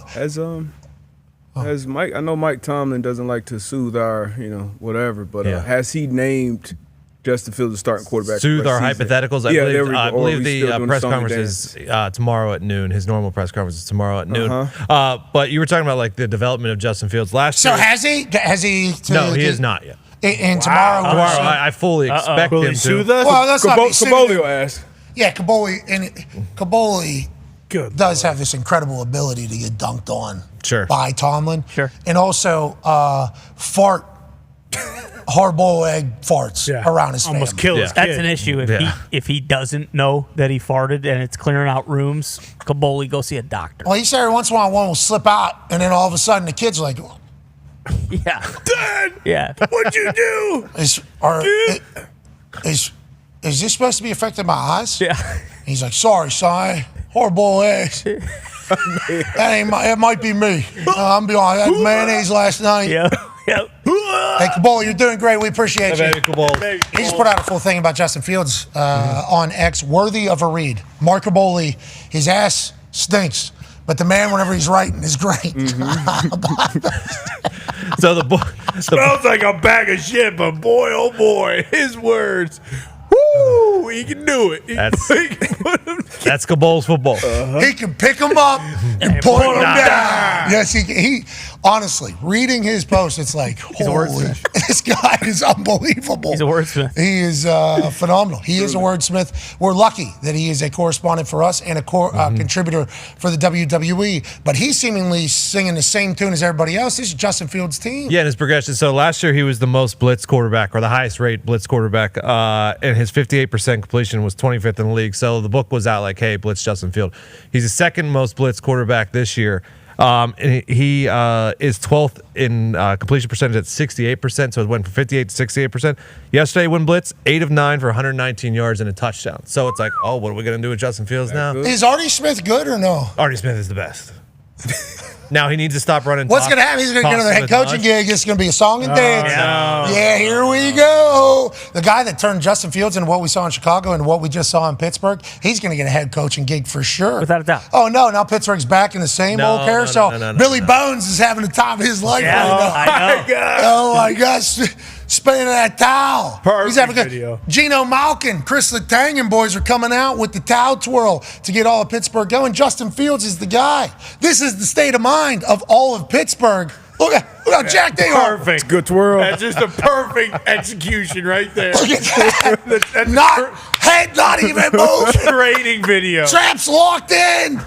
Towels, momentum never stops. Yeah. If there was water at the end of this towel, it would have stayed in because of the centrifugal forces in which he was twirling this terrible towel. I mean, you're talking about maybe one of the greatest twirls in the history of documented twirls. Yeah. Congrats to Billy Bones and all Steelers Nation. Welcome to Bonesburg. Yinzers everywhere, unite. Balance a glass of milk on that head. I would say, though, to Billy Bones, to Tone Diggs, to Justin Fields even, and Artie Smith knows this. You're coming in a lot house this week. Uh-oh. Okay, so we'll see how much dancing we got going on with the towel, because what the defense over here is showing is a lot of this, a lot of that, a lot of give me that. That's what we're cooking right now. That's the new Colts. That's what the Steelers are going to see this week. You're not playing Caleb Williams this week, okay? You're playing the best Bears quarterback, the one that they got rid of, the one they should have kept, okay? And Caleb Williams is developing. He threw for 350-plus yards. The Talks Table is here at Boston Connor, at Ty Schmidt. Ty Schmidt went on a monologue earlier about LaFleur receiving his LaFleur's. Correct. To maybe be coach of the year for what he's been able to do for Malik Willis. They beat the Tennessee Titans, making them the only 0-3 team in the NFL. Tonight, there's obviously the Bengals and the Jags who could join them. But what Malik Willis has done for the Green Bay Packers and what this Packers team has done whenever they face a very serious injury to a very important player in the first game, that is something you don't want to see. They've been able to navigate it. Coach LaFleur has been doing a wonderful job, as has Malik, who goes back into the town that drafted him and says, "Who's your daddy now?" That's right. Who's your daddy now? And Will Levis said, "I don't know who's my daddy, but if somebody could teach me how to play football, that would be great news." He has his chance with how strong he is and how he can throw and seemingly the moxie. But boy, it is not going well down there. And if you think about what Callahan said to him in that moment of passion last week, the fuck are you doing? He's not tied to him, right? Like this is not So who knows how this whole thing goes? We hope Will figures it out. But proud of the Green Bay Packers being who they are. Joining us now is the all-time leading tackler for the Green Bay Packers. This guy. I was going to say, I will say, I mean, like the pick six was he was getting his head just blasted all game. 8 sacks, right? 8 sacks, every drop back, and we're not talking. We're talking some big boy sacks, getting some nuts placed on his head right after he gets. I mean, he was getting killed. Their offensive line is not great. Van Ness is huge, dude. It's crazy because Callahan leaves Cleveland to join his son, who's the head coach of Tennessee. Cleveland's offensive line seemingly. And then now the Titans' offensive line, seemingly. So who figures it out first? We shall see. Joining us now is the all-time leading tackler for the Green Bay Packers. Ladies and gentlemen, Super Bowl champion A.J. Hall. A.J., this Packers team, LaFleur's receiving his LaFleur's from Ty. I assume you're saying the same damn thing? Yeah, I'd say you sack the quarterback 8 times, you score on defense, you turn the ball over 3 times, and you rush for almost 200. That's usually the recipe for success. So, I mean, they are executing at an all-time high. Yeah, and you lose Jordan Love. I think there was a bit of dot, especially in the loss of the game. So whenever you think about the ride that these Packers fans have been on, Jordan Love gets paid finally. Thank God he's supposed to get paid. He was looking for a contract, still showing up at practice, doing it the right way. That's right. This guy waited his time. He's doing it the right way. Good teammate. Pay him a shit ton of money. 5 seconds left in another country, losing a game. He's out and he looks bad. We just pay a guy and now he's gone. Oh no, we stink again. Instead, they trade for Malik Willis. Somehow Jordan Love is healing quicker than any person that I've ever seen for this particular injury. He was probably going to play this past weekend if Malik had won the week before. They were going to try to do this. Now they have afforded themselves the opportunity where it's like, or the luxury, hey, we can wait a little bit here. We got Malik Willis winning football. Let's wait for him to get fully healthy because there's no conversation about Malik Willis or Jordan Love at this point. But I'm sure other teams are thinking about maybe we can make something work with Malik Willis. The Packers are in a great spot with everything and how it's going. Well, and I think that is why you have to give LaFleur so much credit because obviously Malik Willis has looked great, but going into he was an afterthought. He got traded to the Packers for a 7th-round pick, and it was like, oh, okay, we like his ability, but it's like that. I think it was it Tom Moore that said the whole thing, they asked why backups weren't taking snaps, and it's like, because if 18 goes down, we're fucked, and we don't practice fucked, and that's kind of how it was with the Packers, but Malik Willis, he has looked like a completely different guy. It's gone to now it is I want you you mentioned it, are other teams looking at this guy saying shit, should we maybe try? I mean, I don't think the Packers are going to get rid of him now, but it's you could see him coming in and starting for a couple different teams, but is it him being great or is it LaFleur just being kind of a mastermind and being able to put all the pieces in place for him to be successful? Got Minnesota at Green Bay this upcoming week. It's a big one. That's a big one. It's a big one. Obviously, with what Darnold's been doing, it has been spectacular. The Chiefs are still the Chiefs, AJ. Did you see that against the Falcons? Oh, yeah, everyone's pissed. Obviously, defensive pass interference they want called. But, yeah, it's a fun time in the league right now. It's fun time. Yeah, it's fun time. Anytime the Chiefs win, obviously, the refs are cheating. That did appear to be pass interference. I saw a lot of people saying, okay, hypothetical. Let's say this is the opposite way around. Okay, let's say that was Travis Kelce. That person throwing that ball is Patrick Mahomes. And the Atlanta Falcons are doing this to Travis Kelce. Is it getting cold? 100% of the time. That's what everybody's saying. Yeah. And in my head, I'm like, that's a valid point. Yeah, of course. And it certainly happened. I can see how you get upset about it. Ref missed a call. There was a couple the other way against the Chiefs whenever the Falcons got the ball back. They still could have gone on to win it, had another opportunity to. But that particular PI or non-PI is the topic of conversation. Is that what we just need to be used to, I think, AJ? Yeah, I guess also in this play, obviously unbelievable play here with Bolton, but look at Shenault. Look at 54 here, taking up two guys, absolutely disrupting the line of scrimmage, making him bubble. Like that's team defense right there. That was awesome to watch. Not back. All the look at that. The clip we've been talking about bad run defense. It almost always starts with an edge. If you don't have an edge, you don't have a chance at the defense. So when you have that edge, and to AJ's point, you knock them back and you make them bow or bounce it.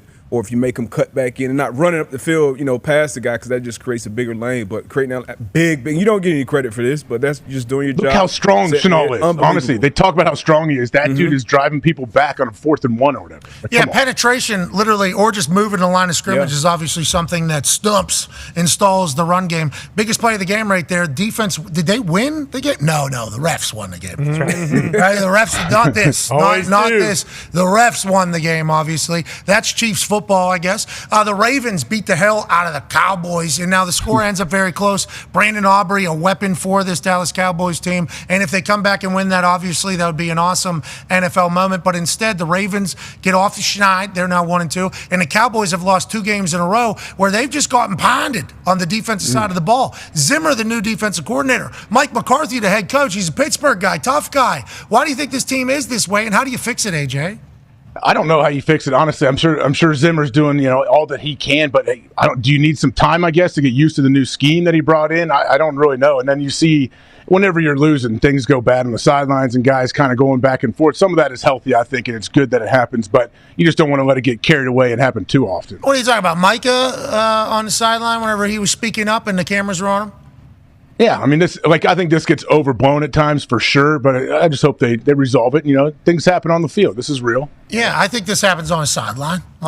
Much more common, but it's who do they decide to show? And just not every game. You don't want it every game. You don't want every game to have this kind of body language going on. Agree, yeah. That normally means things aren't going great. No. Tough look. It's a leader on that defense, sometimes you got to have some uncomfortable trying to wake them up. And there were some plays where, speaking of waking them up, got after it today in the Hawk House. Felt good over there.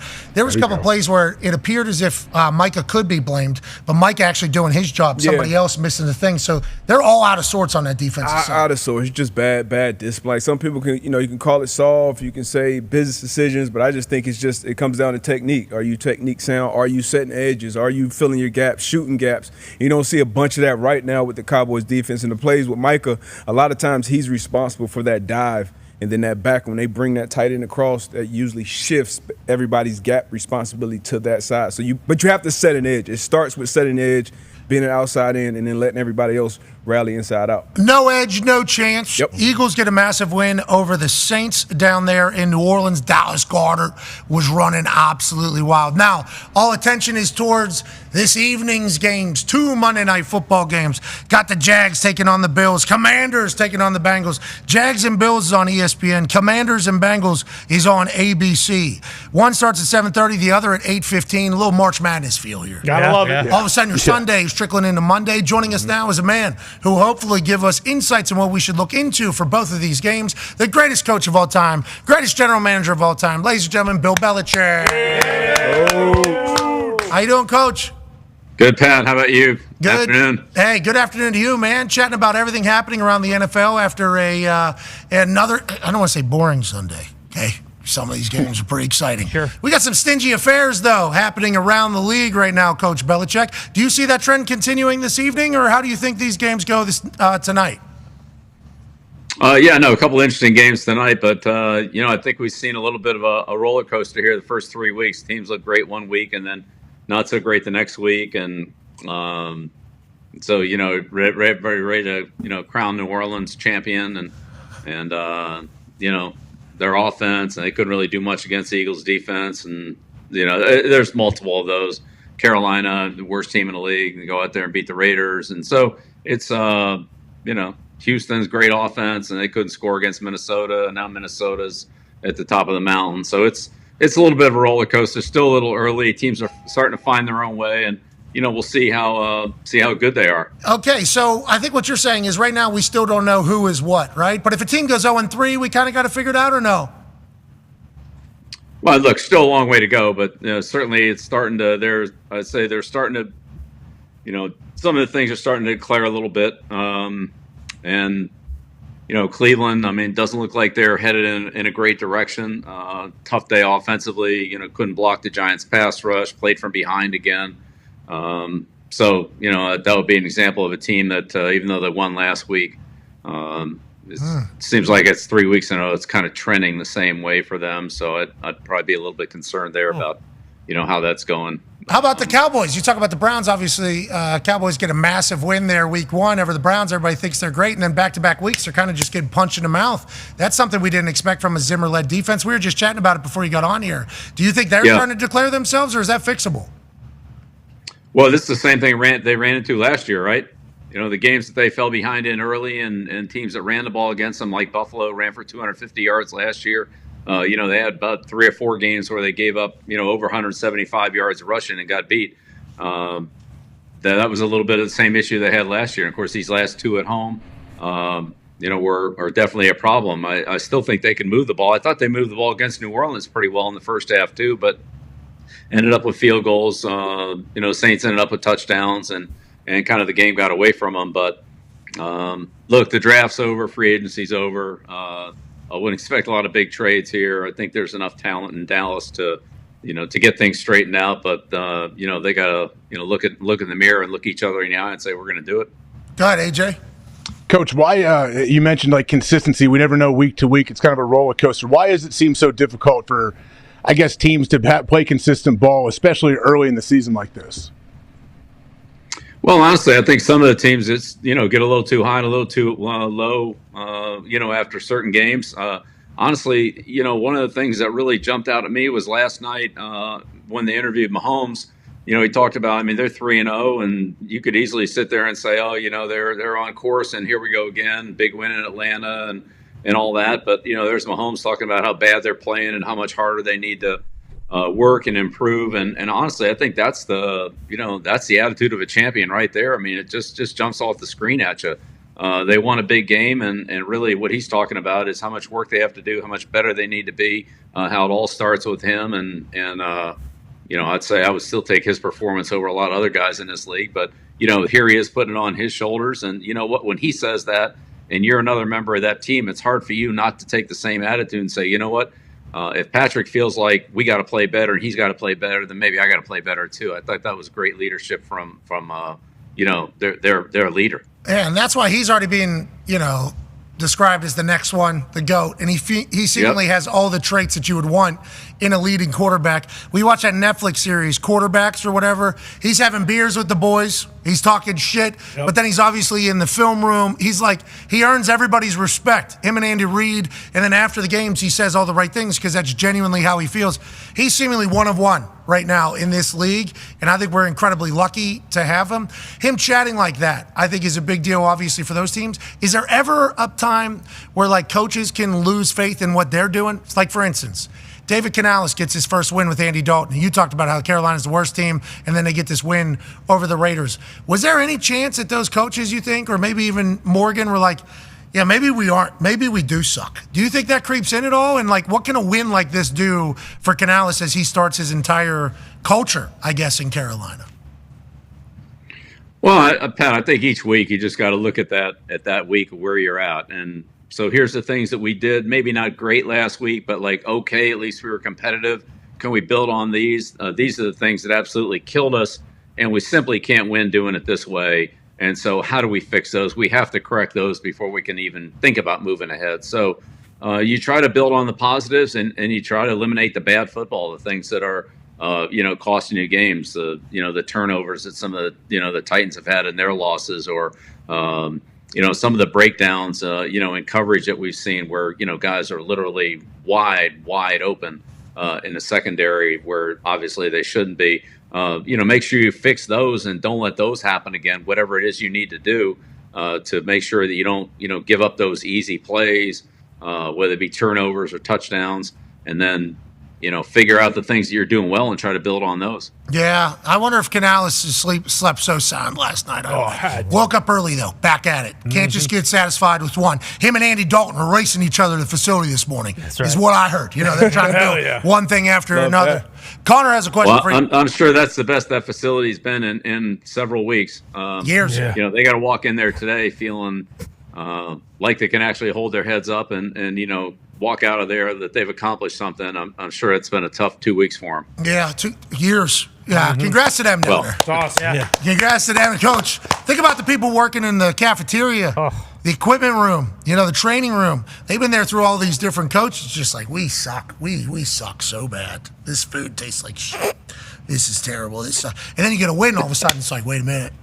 Oh, we're doing the right stuff. We can really figure it out. Congrats to the Panthers. Oh, it is one loss away, though. Right back into it. Dalton ain't going to do that. Connor has a question for you, Coach. Yeah, Coach, what about the Vikings and KOC? It feels as though after beating the Niners and then absolutely dismantling the Texans, that KOC could have success with basically any quarterback, but Sam Darnold is also playing out of his mind. Do you think that this is sustainable for the Vikings going forward, and are they a team that, the NFC should be on the lookout for as, being there in the end and competing for a Super Bowl? Yeah, well, I think definitely got to be on the lookout for them, but it'll be interesting to see how they can sustain this. I've always said that it's a lot easier to get to the top than it is to stay on top. And, the teams and the players that everybody's pointing for every week, that everybody's got targeted, when those teams and those players can continue to excel week after week, even though they're facing that type of targeting, from their opponents, that those are the measures of, the great players and the real champions. So, I don't think anybody's looking past Minnesota, not that they were before, but I don't think anybody's looking past them now. And, probably their opponents coming up in the future are saying, hey, this is how we measure our program, is how do we do against right now, probably one of the top 2 or 3 teams in the league. And so that maybe is a little bit different approach. And, maybe that's what Minnesota had said against Houston, that, we saw what these guys did, and, this is the team that's coming. Let's see how we measure up against them. And it was obviously pretty good. But I'll say this. Everybody has liked Darnold except the Jets. The people at Carolina that I talked to, they really liked him. He was, at the Rams and not for very long. They liked him. I think they want to re-sign him. He was looking for more of an opportunity than to play behind Stafford. And then, I know that Kevin and some of the coaches in Minnesota, they really like this guy too. So it seemed like the only people that didn't like Darnold were at the Jets. Kevin O'Connell can draw a play up to get Boston Connor open, too. And Darnold, since the beginning, has been able to spin it. It might be perfect timing for both of them. And defensively, B-Flow, what a weapon to have alongside KOC over there. They might be building something very special. C.J. Stroud didn't have his best game. Your thoughts on it? Well, multiple looks. Multiple looks are always tough on a young quarterback. And Minnesota did a good job of that. But Minnesota's a team that's very good playing from ahead. They have, as you said, multiple blitzers, good coverage package, good pressure package. So if they can get ahead and play from ahead, that puts a lot of stress on the opponent's pass protection and offensive execution of the passing game. I mean, I still think overall in the league, the general, execution of the passing game is still, kind of below what we're used to seeing. So we'll see whether that can improve in the coming weeks. Yeah, I'll be excited to see. That was great flexibility right there. That was a big-time kick. That was a big-time kick. That was big time. I mean, that knee was that helmet. Jet Li. That's phenomenal. Could you imagine sacking somebody and then being able to do that? That would be so... Former Texan. That was a damn good kick. Talk about offensive efficiency. Go ahead, Tone Diggs. Yeah, Coach, what we're seeing with the Steelers earlier in the year is it looked like Tomlin might have been telling to Artie Smith, hey, let's not lose this game. We have one of the best defenses in the league. And then yesterday it seemed like they kind of cut the offense loose in the second half. There was a lot of empty sets, a lot of 4 wides. When you were a head coach, how would you go about that when you knew you had an incredible defense and then you just knew that your offense couldn't lose the football game? Well, I think you want to keep your a defense like that. You want to keep them on a long field. And playing against a Steeler defense, it's hard to convert 3 or 4 third downs to drive the ball down the field and score. So as long as they don't give it up in one play, which the Steelers rarely do, they force in multiple third downs. It's hard to score a lot of points. Look, I think Arthur Smith is one of the best offensive coaches in the league, and he's really done a good job with Coach Tomlin of playing to the strength of that team, and that's why they're winning. He's doing a nice job with the way that they're using Fields. Again, they don't put the defense in many bad positions, haven't turned the ball over, competitive in the running game, took advantage of the scoring opportunities, and, playing good complementary football. And so that's been great for him. Artie Smith with that mustache in Pittsburgh. Oh, man. Justin Fields doing what he's doing. Chicago Bears fans having to watch it from afar. Has to feel good over there in Pittsburgh. You guys winning the Super Bowl. Yeah, 100%. Winning the Super Bowl in Pittsburgh. 100%. Seven's back. Hell yeah, it's taking place. That's what. Here That's how we go. Steelers, here we go. Pittsburgh's going to the Super Bowl. Here we go. After 3 weeks, they feel that way. Here we go. Is that okay?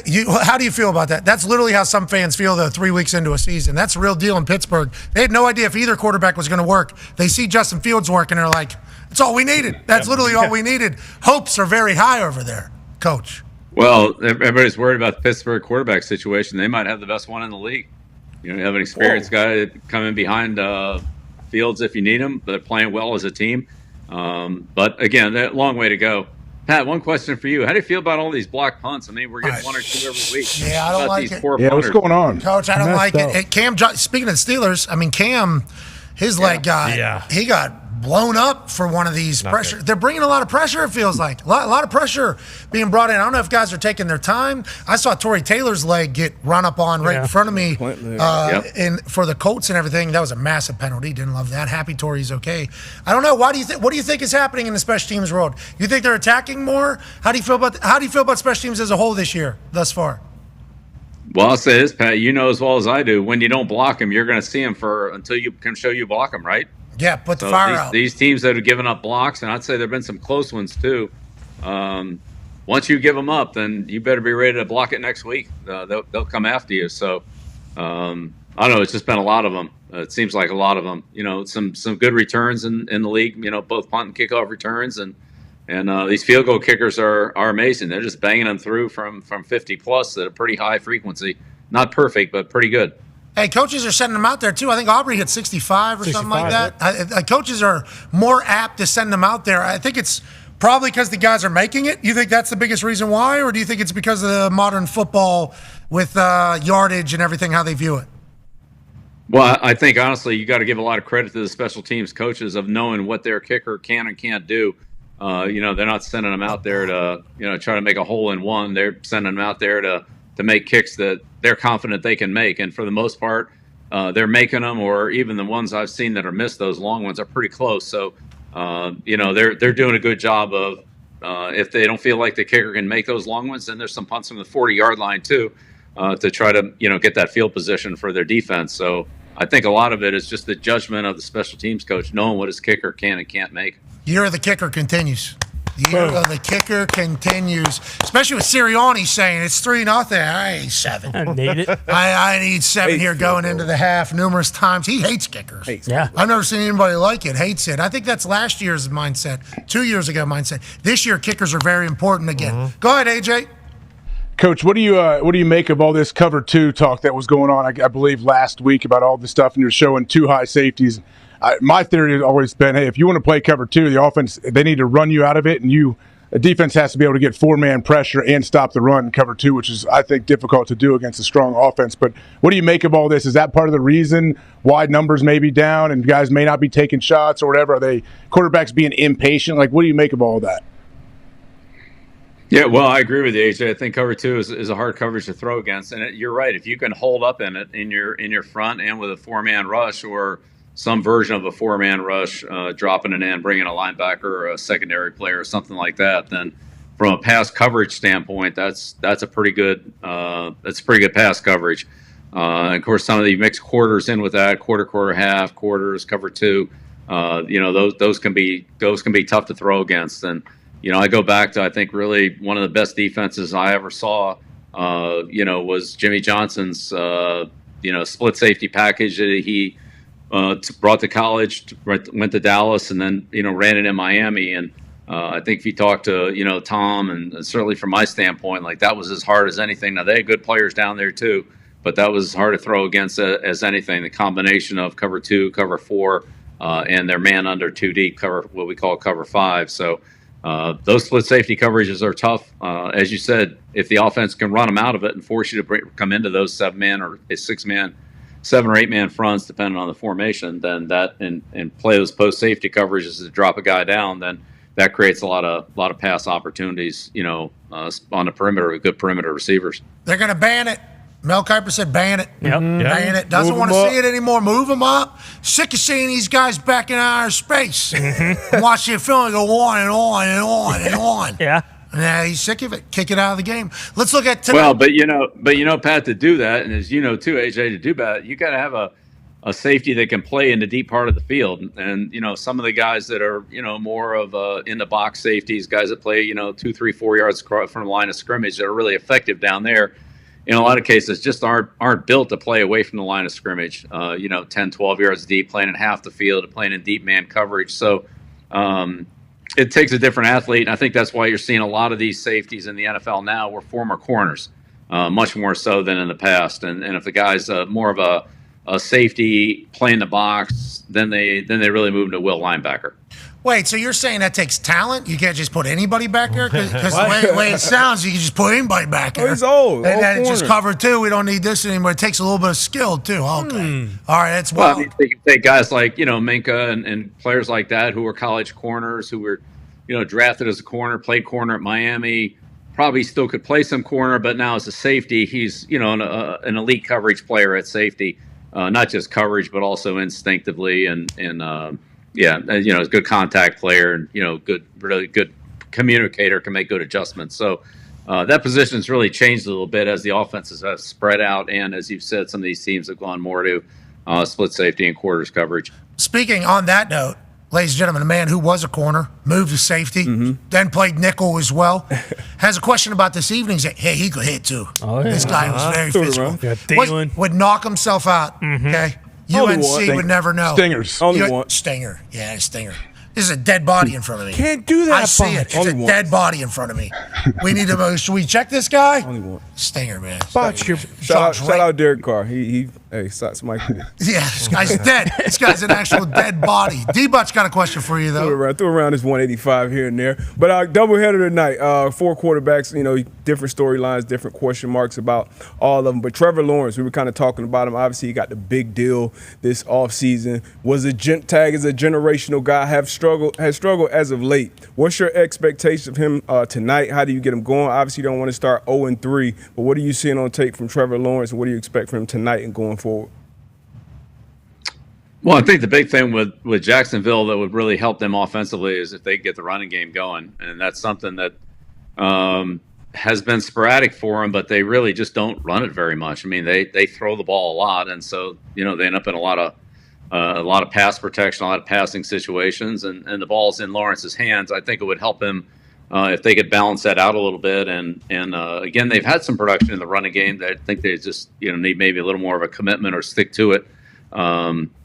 And honestly, that's every quarterback's best friend. But Lawrence is certainly a very talented guy. But when you ask him to go back there and throw a ball 50 times a game, that's tall order. How many times did Caleb throw it? 52. Yep. Dak Prescott threw it 51 times. We'll see if more of that happens for Trevor out there. They paid him a lot of money, Coach. Trevor Lawrence, a lot of money. Hasn't won since Thanksgiving last year, they're saying. Coach. Well, there's a lot of quarterbacks out there that got paid a lot of money, and some of them are playing good, and some of them aren't. But Burrow's another one that look, at some point for Cincinnati to win, he just got to stop fumbling the ball. He fumbles the ball every week, and gave up a pick 6 last week on a strip fumble after fumbling the week before against the Patriots, and so. Look, quarterbacks are going to get hit, but it's up to them to really protect the ball and take care of the football and stop fumbling it away. So it's hard to win when you're turning the ball over, especially on those situations. Strip sacks are one thing, but when you pull the ball down to run and get stripped, that really belongs to the quarterback. So I think if he can eliminate those plays, that would help Cincinnati a lot. Obviously, if they play with both receivers, that would be a big help too. But to AJ's point, if they have those two guys out there, I'll be playing cover 2 on every snap. I think everybody has been doing that since the time. And he had that wrist injury coming into this season. He had that surgery. You talk about turnovers. the first time a quarterback has had that injury. I guess normally it's a defensive player injury because it's like a contact jam of the wrist or whatever. So we didn't know exactly what the effects were going to be afterwards. If turnovers not being able to hold the ball, maybe that's a part of it. Uh-oh. I'm very curious about this Bengals team because they could be great, couldn't they? I mean, they could be great, this Bengals team, but for whatever reason, they always start slow, and then whenever they turn it on, they're on. Is that just how Joey Burrow is? Is that how the team is? Is that how the franchise is? I don't know. And then Commanders on the other side. It's a massive Monday Night Football game here for Daniels. How do you think he pans? Yeah, well, look, at LSU, he's been in a lot of primetime games, so I think he'll be all right on that.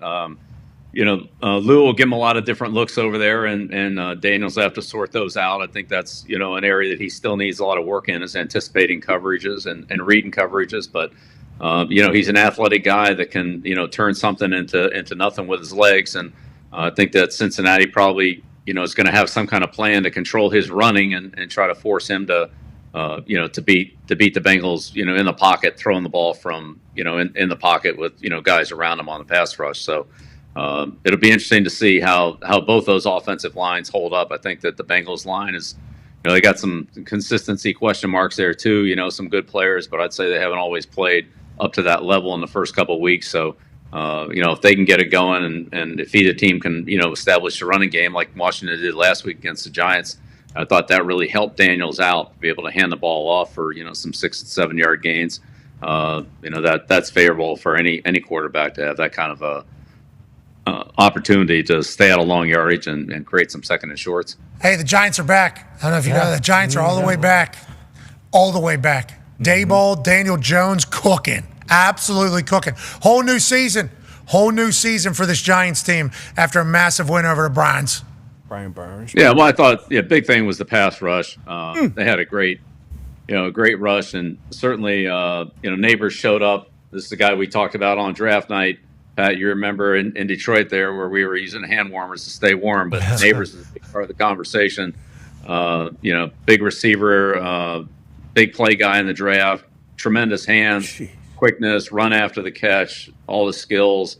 Talking about him and Harrison and Adunze and those guys, but he was really an impressive guy, and the Giants got him. He's made a lot of big plays for him, but the Browns' pass protection was abysmal, under siege last night, and they had a lot of pressure from those edge players, especially the edge players. Plus Lawrence inside from the Giants, whatever it was, 7 or 8 sacks, a couple holding penalties, and kind of looked like the Browns looked like what they saw from Dallas in Week 1.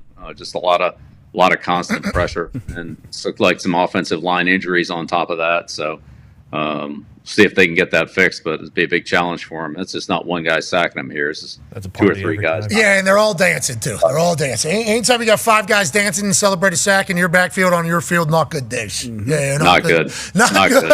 Not good. No Manning cast tonight because there's 2 Monday Night Footballs. We will see you on Inside the NFL, also on Jim Gray's Let's Go podcast. Yep. And, we've been enjoying the hell out of everything you've been doing, brother. Alongside your podcast with Patricia and Lombardi, too. Cool. Great clips everywhere, Coach. You're crushing it. Appreciate it, Pat. Love being on with you every Monday. Look forward to it, and I'll see you next Monday. Ladies and gentlemen, Coach Bill Belichick. Covered a lot of things there. Anything stick out in your mind, A.J. Hawk, from Bill Belichick there? I would say, he's not super impressed one way or the other by teams. He's not going to write a team off, and he's definitely not going to crown any team this early in the season. I think he said one team stinks. I think we can kind of Browns. He said it was the Browns. Yeah. He said I think they've kind of declared who they are. that was the only team. Yeah. Right. We're like, there's 0-3 teams. There's 3-0 teams. He's like, Patrick Mahomes even said they stink and they're 3-0. Okay, so that was him saying, let's not get too crazy here. I think the Browns, though, they've kind of figured out who they are. Not going a good way. And that's because I assume the offensive line. Yeah. Yes. That's the entire game. You talk to all these football people, it's like offensive line good, we good. Offensive line not good, we not good. And that's such a real, I think it's in every single game of football, at all levels, from little kids all the way up. Like, it doesn't matter. If you can't block consistently, you can't win. Oh, we got this quarterback that can really spin it. Doesn't matter. At all. Okay, if sexy Dexy Lawrence is in your face as soon as the ball is snapped, it does not matter how good you can throw the ball. We got to go run game. Well, it does not matter. If they move the line of scrimmage back 3 yards the run game is null and void. Yeah, but we got these wide receivers who make these crazy. Yeah, but if the quarterback's on his back, like, can he catch it still, or is he running? He's running. He's just running. Everything. That's what happened to the Saints this week. Eric McCoy, their center, went out, and Jalen Carter is an unbelievable player, but he was the best player on the football field. He just was destroying just game record. But something else that kind of stood out with Bill was seemed pretty concerned with Joe Burrow, and I think it is some conversations, some concerns going forward. Obviously, everyone talks about Super Bowl appearance and how great he's been. And I think he is a great quarterback when he's playing good football, but I think a lot of people in the football world kind of concerned and looking at Joe Burrow's situation in Cincinnati. That wrist, the first time it's happened to a quarterback. Okay? So, is everything a story? No. Is every first a story? Oh, somewhat, but no. But it being like a potential very impactful injury that has never happened to a quarterback, where a lot of this, you see, there's a lot of wrist action in being a quarterback. Whenever you're a DB linebacker, okay, you can kind of get around. This guy had a pick actually with a entire club. Yeah, exactly. He had a club on his hand. I think he put a little extra so he could use it as a weapon. Yeah, and put some stick on it in case he had to catch. No. I would, yeah. I never had to wear a full club, but yeah, I had teammates who would. Yep, that thing. You got that they would pick. check it. You got that pick against Roethlisberger. I was wearing a cast, but most of my fingers were out. It was just a cast. No, I think you couldn't tell that. You had a concussion. You don't remember. It made me look like that blueberry girl from Willy Wonka and Chocolate Factory. Sure. Yeah, because the whole thing, if your fingers were sticking out, they were much smaller than the show. The show was the cast that you took the interception with. Remember? Gross. Because that's why we say you're athletic. This guy picked off Ben Roethlisberger with one goddamn hand. Yeah. Hey, though, with Joe's wrist, though, if it is bothering him this year, which who knows what it is. We hope not. We might know, like, it may take some time to where he truly feels like right again, where it truly, like, week to week feels good, but we won't know that until, like, next year or something, when he's like, hey, you know what? My wrist is actually feeling good now. Everybody knows the Bengals start out slow. They're a slow starter. They're 7.5-point favorites tonight. If they go 0-3 with a 7.5-point favorite at home to a rookie coming in there, I mean, there's going to be alarms going off. Oh, yeah. And I'm not talking about the ones that are in like LaFleur's press conference and other press conferences. Sure. I'm talking about full lot noise coming out of that Cincinnati Bengals place, because they got players. They got talent. They got everything you could possibly need. And it's like, why aren't we? I don't know. I guess we'll find out tonight. Well, and that's like, why tonight is so important, because now T. Higgins is back, and like there has been that talk throughout these first 2 weeks. Like, once they get healthy and they have everybody, then that's a whole different story. But yeah, to your guys' point about what Bill said, Bill went right to like, hey, Jaden Daniels played in a lot of big games. Like, I don't think that's going to affect him very much. And if we know anything about this year, these teams that are favorites by 6 or more points, it doesn't go well for them as of late. The one thing we should say is the Commanders' defense stinks. So if there's we should say. Yeah. And Lou Anarumo against a rookie. Yeah. Journalistic standards. If the Bengals offense doesn't look good tonight, then I think you should worry a bit. All right, let's talk Lions, Cardinals. Lions get another win. Congratulations, folks. Hell yeah. How do we feel? I know there was a little bit of worry, obviously, in Detroit. You guys didn't look like the brand new Lions. Looked like the same old Lions. People are saying SOL. SOL. SOS.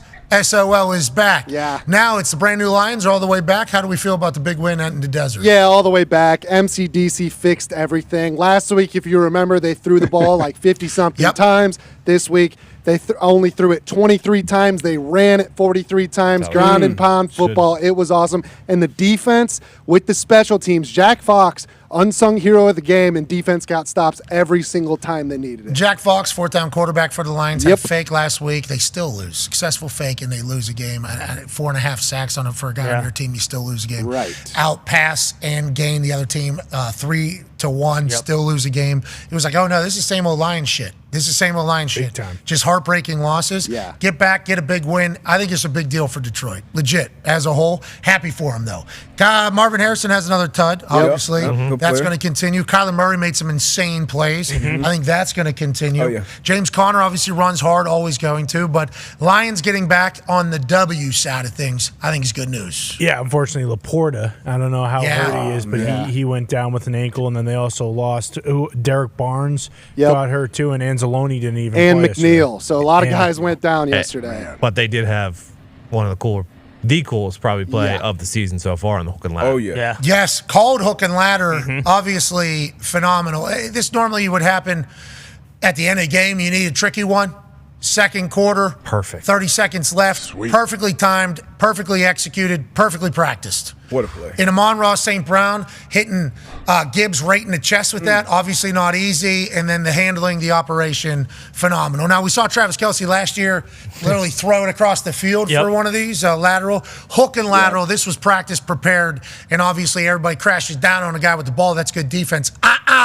Not so fast. One of our fastest dudes actually coming a different way. It was beautiful. And that's actually where Laporta got hurt. I don't know if you saw him fall there. That's where his ankle got hurt. He came back in the game, but then had to leave. So we'll see how that goes. How about you guys getting creative there for an offensive touchdown? No, it's awesome to be creative, but also, like, we just talked about the offensive line thing. Like, last year, this Lions team, if they taught me anything, it's that you can do anything with a good offensive line. And they start the game out, and they just pound the rock all the way down the field, which is exactly what Lions fans wanted to see, and they continue to do it. So I love it. Congrats to the Lions. How about Bo Nix? He figured it out. Bo Nix might have figured it out for the Broncos, who get a massive win over the Bucs. People are obviously wondering, is Tampa in the Bucs fugazi after what happens with the Denver Broncos? That's what Overreaction Monday is all about. The Bucs have a big one coming up this weekend, but Bo Nix looked like a quarterback that's going to be able to make it in the NFL. Not only throwing, but running. Sean Payton seemingly has it a little bit more figured out. Sean Payton had some very cool sunglasses on. Yeah, looks cool On the side. It looks so cool the entire time. But maybe the Denver Broncos have gotten to the point where they figured it out. They get a huge win. Bo Nix got to be pumped about it. He throws a touchdown, runs a touchdown. Caleb Williams threw for a touchdown, even though they don't win. Maybe these rookie quarterbacks are starting to figure it out a little bit here 3 weeks in, or maybe the play callers are starting to figure out the quarterbacks 3 weeks into this entire thing. What are your thoughts on Bo, AJ Hawk? I think you hit it there when you said maybe the play callers. I think they're all figuring each other out. Sean Payton's figuring out, hey, this is what Bo does best. This is what maybe I'm going to stay away from, and they constantly communicate on what they want to do. But for Bo Nix, like, don't you think this is preseason Bo right here? Yeah. This is preseason Bo.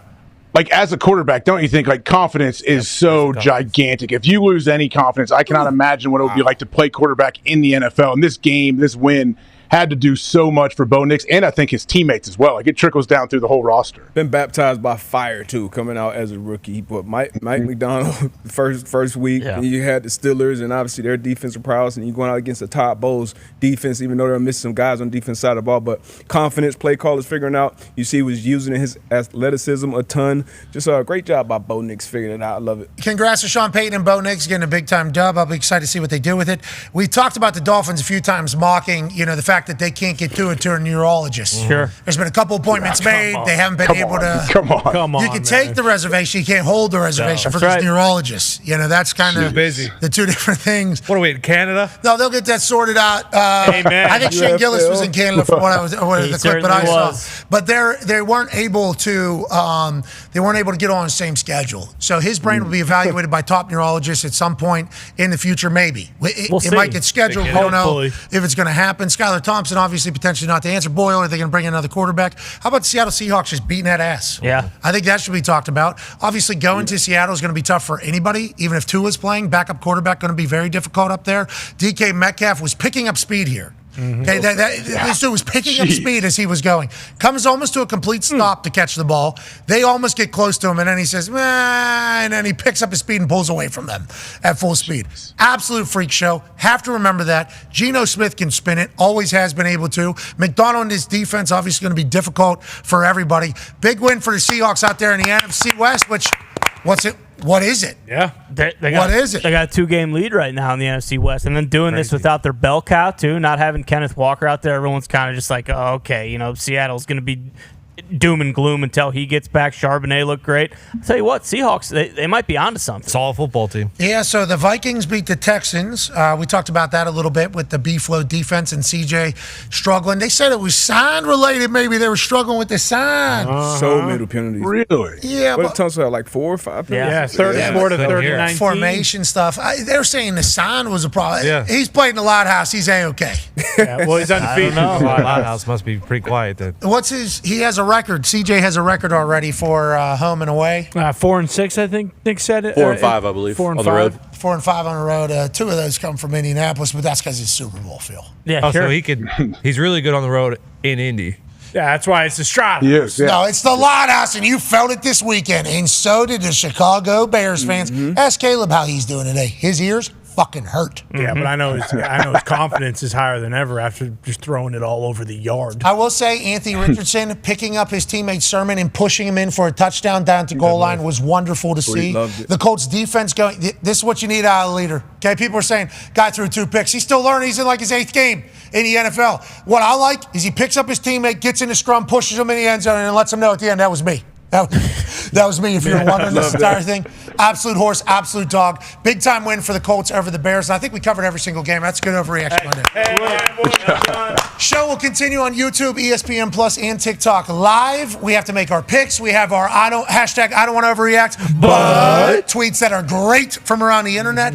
There's so much more. We hope you will join us. Sports Center starts in about 7 minutes on this here ESPN. It should be fantastic. We'll see you tomorrow overreacting to both Monday Night Football games tonight. Goodbye. Neil Rios. Yep, well done. All right, let's go to the bathroom. Let's take a break. Okay. On the other side, we got to make our official picks. We got overreaction tweets, and we got a wonderful hour or so breaking down the weekend that was for football. Be a friend, tell a friend something nice. It might change their life, like our friends at Dude Wipes. Take 5. 5.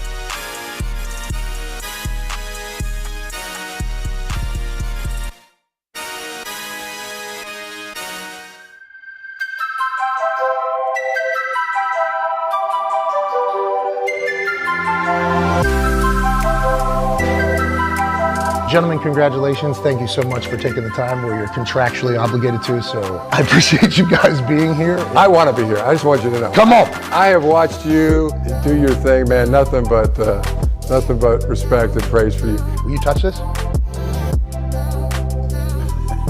Me too, man. Way to go, Tom. Number 2 overall, baby. Bench, dude. Boys, you're calling a national championship again, Ty Schmidt. Unbelievable. Should we be here? No! Probably not. No way. I kicked the ball to myself on that. Oh, yeah. Right there, I kicked the ball to myself. That's right. Should have told CJ. Maybe the most athletic thing I've ever done in my entire being. Well, CJ, yeah, happy to see you. Completely ruined. Everybody's happy to see you. Ruined the lot. I picked him. Everybody's really I picked happy him to to win. see I'm you, all right. CJ. Congratulations on winning the AFC South as a rookie quarterback. It's a big deal. First time ever with a rookie. You okay? That's a big deal, CJ. Dude, you're absurd, bro. Thank you. For how young you are? Playing in Indianapolis, that was probably the loudest stadium I played in NFL. Wow. That was like a college atmosphere. How about that?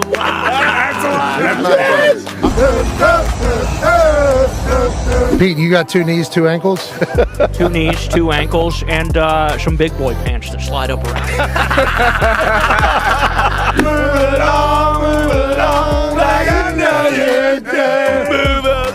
That guy's penis go. That guy had a lot of courage. Good question. It's ice cold in there. It's ice cold. It's the first documented button dick.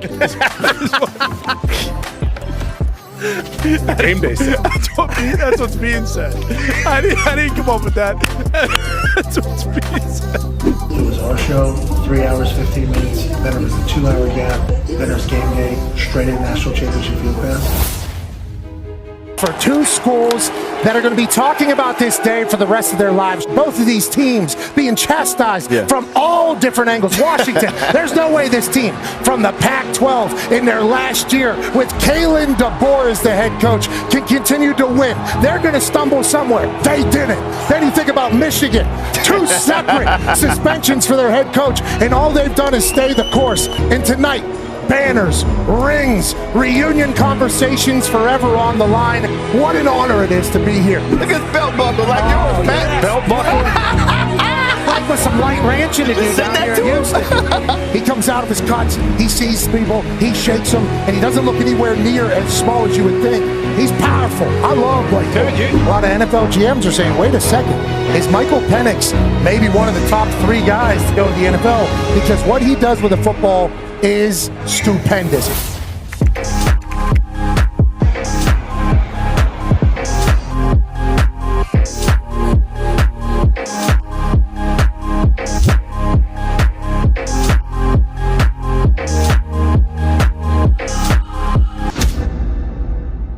Ladies and gentlemen, welcome to the national championship game for the 2023 college football season. That'll see the Washington Huskies representing the Pac-12 in its final year, taking on that team led by that man, the Michigan Wolverines and Jim Harbaugh. We're bouncing. We are house calling. Donovan Edwards, touchdown in the national championship. Extra point is up and good. D-Butt with the one-hand grab to start the national championship. And maybe D-Butt. Con man, what's the decibels over there? Yeah, Pat, the decibels are high right now. Let me tell you, it's 106.4. This might be the line. At decibel meter, we have actual gimmicks. Depending upon tonight, does JJ go to the NFL, which Mel Kiper has him as the 5th-rated quarterback in the draft? What does that mean, Mel? Well, it means that he's got the physical and tangible tools in his head to be a first-round quarterback. I think whether he wins or loses. Oh, Donovan Edwards running into our lap. That's 2 for the Michigan Wolverines and 2 for Donovan Edwards. Pete Thamel, how long's that sign blocker been doing it, and how has he gotten to a level where he's the best in the game? He's been a Michigan man for quite some time now. And obviously, he wouldn't have a job if it wasn't for that pesky bastard Connor Stallions. But Coach Harbaugh, he found a place for him in the Michigan family.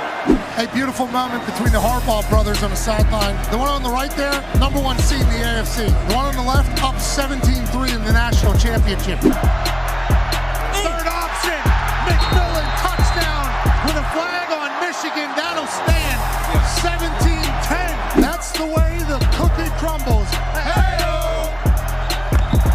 Michigan has the rock.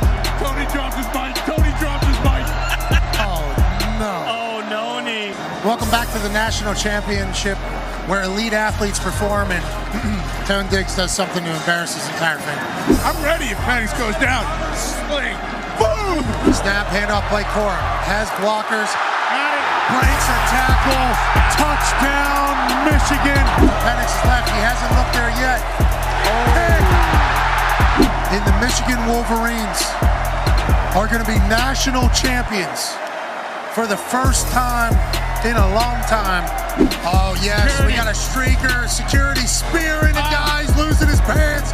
Cop's on top of him. Wow. Cross body. Wow. Cuff him. Cop's got his knee on his sternum.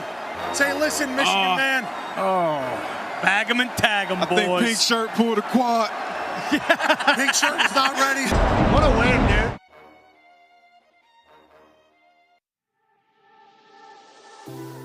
All right, here we are on the NFL Pro homepage. Let's step into the film room. Show you how quickly, how easily we can find any play from any week. This is week 2. Let's find a play result. Interceptions, of course. One of the best interceptions I've seen ever. Not the one against Tua. Let's go to Cam Taylor-Britt against Patrick Mahomes and the Chiefs. We can pick which camera angle we want, broadcast or sideline. I'm going to go with the broadcast view. It's just a quick, easy example of how quickly you can use this NFL Pro tool. Awesome, awesome tool. I mean, unbelievable interception. Let's go, baby.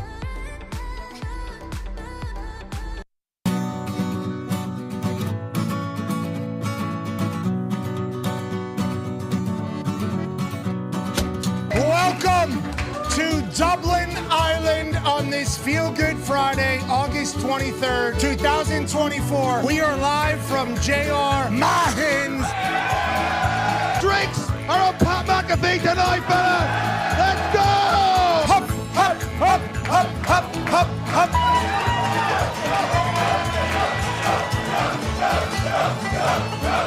The fact that anybody knows we exist in Ireland, we are so incredibly thankful. So to all of you, we say, Gotcha!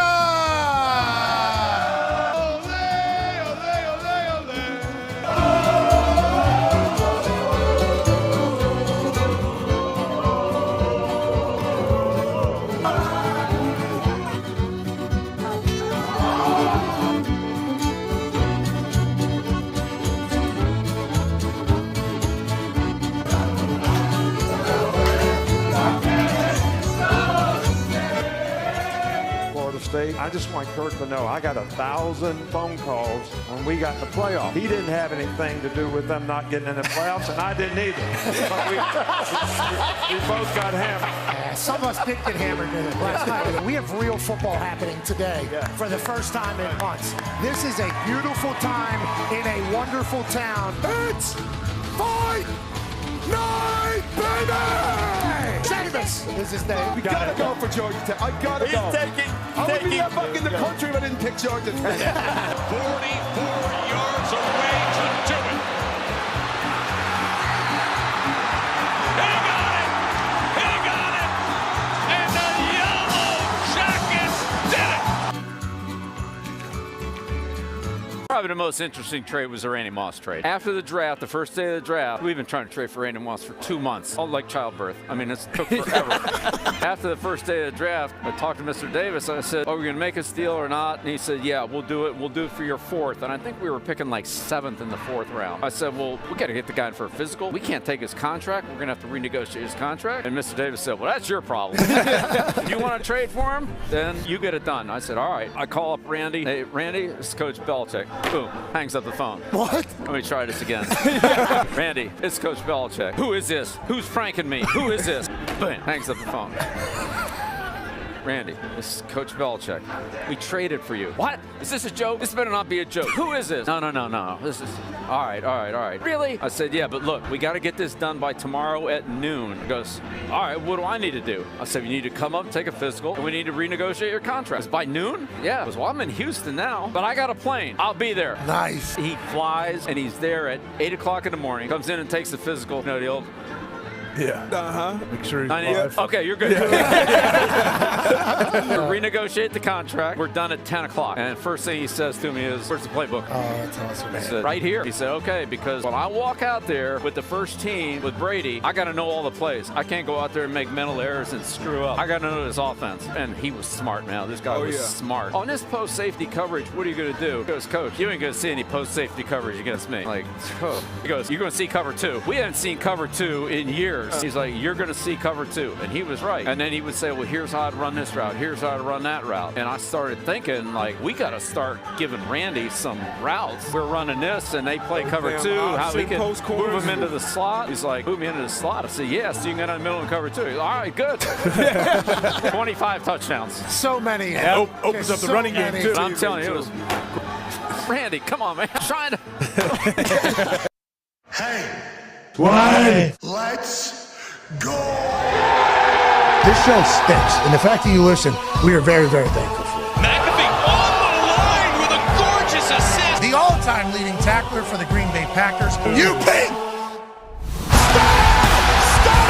Damn it! Be a friend, tell a friend something nice could change their life.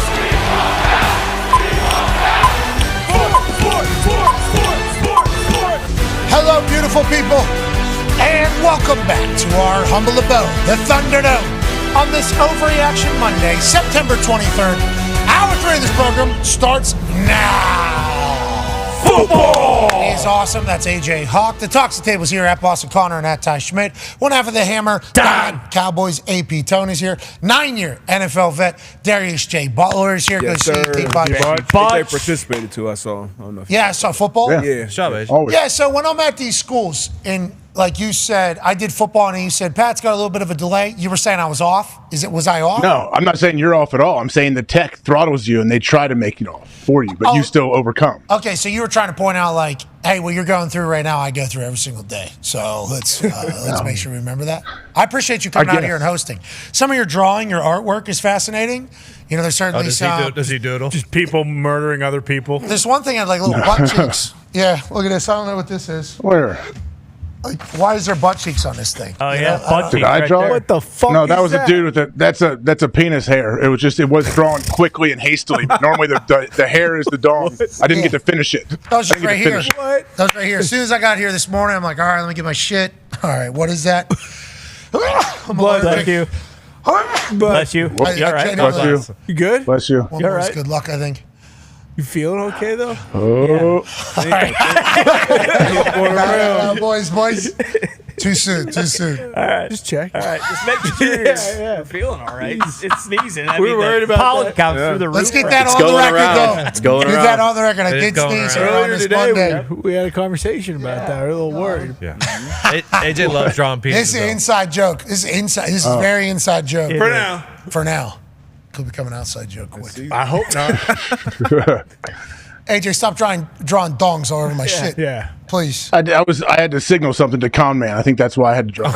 Yeah, all the time. Okay. All the time. I'd be like, guys, You're up you guys next. got questions? So what are you guys donging? You guys are drawing dongs back and He forth on these always- Fridays? I'm trying to do a professional outfit. Whoever draws the most realistic dong gets the first question.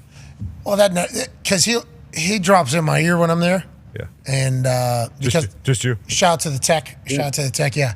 This one's for you. Count Diggs has got one if you need, only if you need it. And the person sitting right next to me talking. Yeah. Okay, so I'm sitting right there. AJ, you do a fantastic job of I'm balancing. trying to let you know, bro. I'm trying to let you know. My biggest fear, though, is in the middle of you telling me that, they stop whatever they're saying and go, you know? Like, my biggest fear is always Well, immediately. week one, they could hear him. Bingo, yeah. So then it just stopped. And I was like, that was for me. Now it is directly for me. But anytime you're telling me, which I'm very thankful for, I'm always like, just as soon as you stop, I'm hoping middle of sentence. I'm hoping middle of sentence. Bad. The one time somebody drops a we'll be like, absolutely. Yeah, of course. I try to make sure. I try to make sure they're going on. I try to make sure you could actually get in your ear quick to let you know, and then you can still listen to their answer. Hey, Coach Patty Gasso's dog. Yeah, legend. I'm a massive fan. I got a chance to go to one of their practices. They were having a little off-season training. They were so cool, so nice. Everybody bought into. Because all we kept asking, Nick asked the same question that I asked, and I think everybody asked, like we asked on the show. It's like 4 straight's a lot of success. Just to continue to And everybody on their team was like, well, we have a championship mindset. Like, it was like Okay. drilled in. You know, like when I went over to Japan for that USO tour, and we visited each individual branch, and then we went to the Marines place, and we all agreed, like, these are the most bought in these ones right here are the ones. They didn't even know we were there. I don't even think they knew. It was everybody just walked in. Hey, nice to meet you. Good to see you. You too. And then he just walked away. It was like, all right, this group right here is bought in. They are down for whatever you need. That's what that softball team, for every single person, same exact thing. It's championship mindset. It's every day, it's a championship mindset. Every single drill, it's a championship mindset. It's like, damn, is this team ever going to lose? No. And then the president was there, got a good-looking swing. This guy was in a button-down with dress pants, has a golf swing. You can tell he has a golf swing because when he was swinging the bat, he was kind of falling through. And Patty was like, we'll throw a low for you on the front pitch so you can hear your little golf. He was brand new stadium, biggest stadium in women's sports, college women's sports. Really?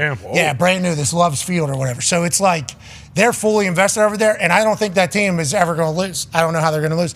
And Coach Gasso, the way she operates, she's sweet. She's awesome. I'm a big fan of that team. They're very hospitable to me. Yeah, That's why it's kind of heartbreaking when I had to pick against them on Saturday. Yeah, sure. Because I wasn't picking against them. It was a softball game. No. Football. OU Wrestling's got Mark Henry's son, the world's strongest man, Mark Henry. Really? His son, Jacob Henry, is on the Oklahoma wrestling team. Not picking against them. Right. Smart. Oklahoma football team with Hypo coming to town, though, I had to pick against You them. were right. And just knowing that they were going to say sucks after Tennessee, they had no idea what was coming. That felt pretty good. That thing got pieced together. I didn't know how attentive they were going to be, though. Sure. Great crowd. That was a great game day crowd. Very. Hot as shit. I mean, it was hot out there. Honda the geese. It was so hot out there. Every time we were going to that Zotron, which is with the board, where we do the side, they did the Tennessee run.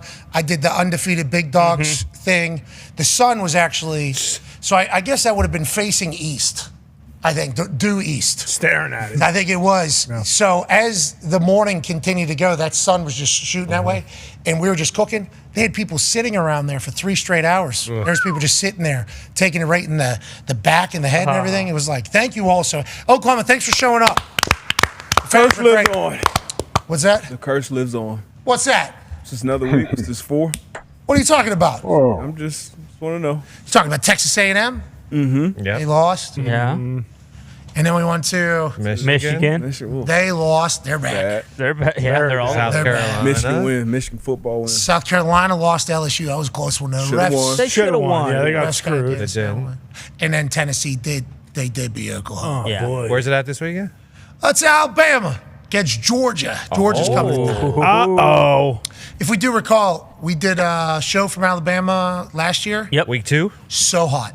So hot. So hot. I think that's what we're learning about these. The South?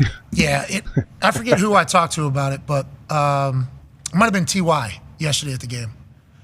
I was like, T.Y.'s from South Florida as well. Miami. That's just so hot. Before or after he beat Seth Rollins' ass? It was before he beat up Sweet. Sweet. which was needed. Did you see what Seth did before that? Nobody really got to see what happened before the toss out of the suite. Fucked up. Seth Rollins had his Colts jacket on like this.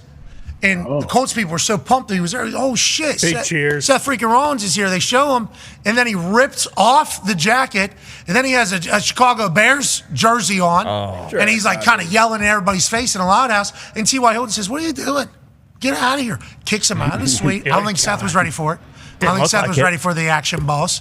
And then he got kicked out, escorted out of town, straight out of the tunnel, all the way back to the town where he came from in Iowa. We don't want to hear it. Sorry. God. And then the Chicago Bears are going to lose. So a lot of people are saying, was it Seth? Threw a pick right after that. Yeah, well, so did we. They threw a long completion literally the next play. And then there was a turnover, and we get the entire Someone thing back. told Caleb, like, hey, Seth Rollins just got thrown out of the suite. Yeah, but I was talking to T.Y., though, about the South Florida heat. I'm like, it's so hot. And I'm like, South Carolina is so hot. And I was like, Oklahoma is so hot. I guess everywhere is just so hot. Is that where we are right now? Don't love that. We're finally getting some relief this turn. week. We're supposed to get some rain finally. How about South Florida? You guys Still hot. Still nice. Yeah. Very. Thick, the humidity. And it rains damn near every day. So when it rains and then that next morning In Miami? sun comes up.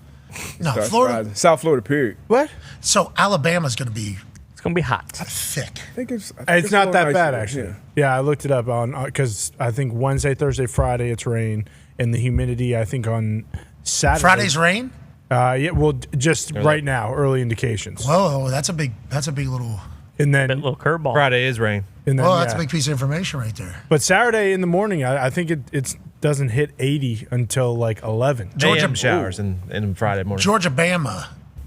I can't believe this Big is game. happening this Yeah, early. Big game, yeah. This is happening this early in the season. That is crazy. Should be pretty wild. Alabama, big dog at home for the first time, right? Yeah, first time in how many years did they say? 2008, I want to say, or 16? six, Yeah. six, 7, 8, somewhere around there. That's a long time. Yeah, that's nuts. Pre-Saban. And they're going to play that Dixie Lane Delight. Oh, yeah. Going into the third quarter. Place is going to go ape shit. It's awesome. Hopefully. They got a good live show. They got a good Great live show down there. 2.5-point dogs at home. Nick Saban Field. Georgia, what are they? Are they what they were against Kentucky? They better not be. I They're coming out of a bye week to Alabama. Yeah. That's good schedule. I told you this morning, you didn't want to play the Colts the week after they get embarrassed by the Packers because they're going to come out and play. Mm-hmm. The Dogs, the Georgia Bulldogs, they didn't lose, but Kirby's going to be on them, boys. 2 weeks? Last 2 Yeah. weeks. Yeah, he was embarrassed.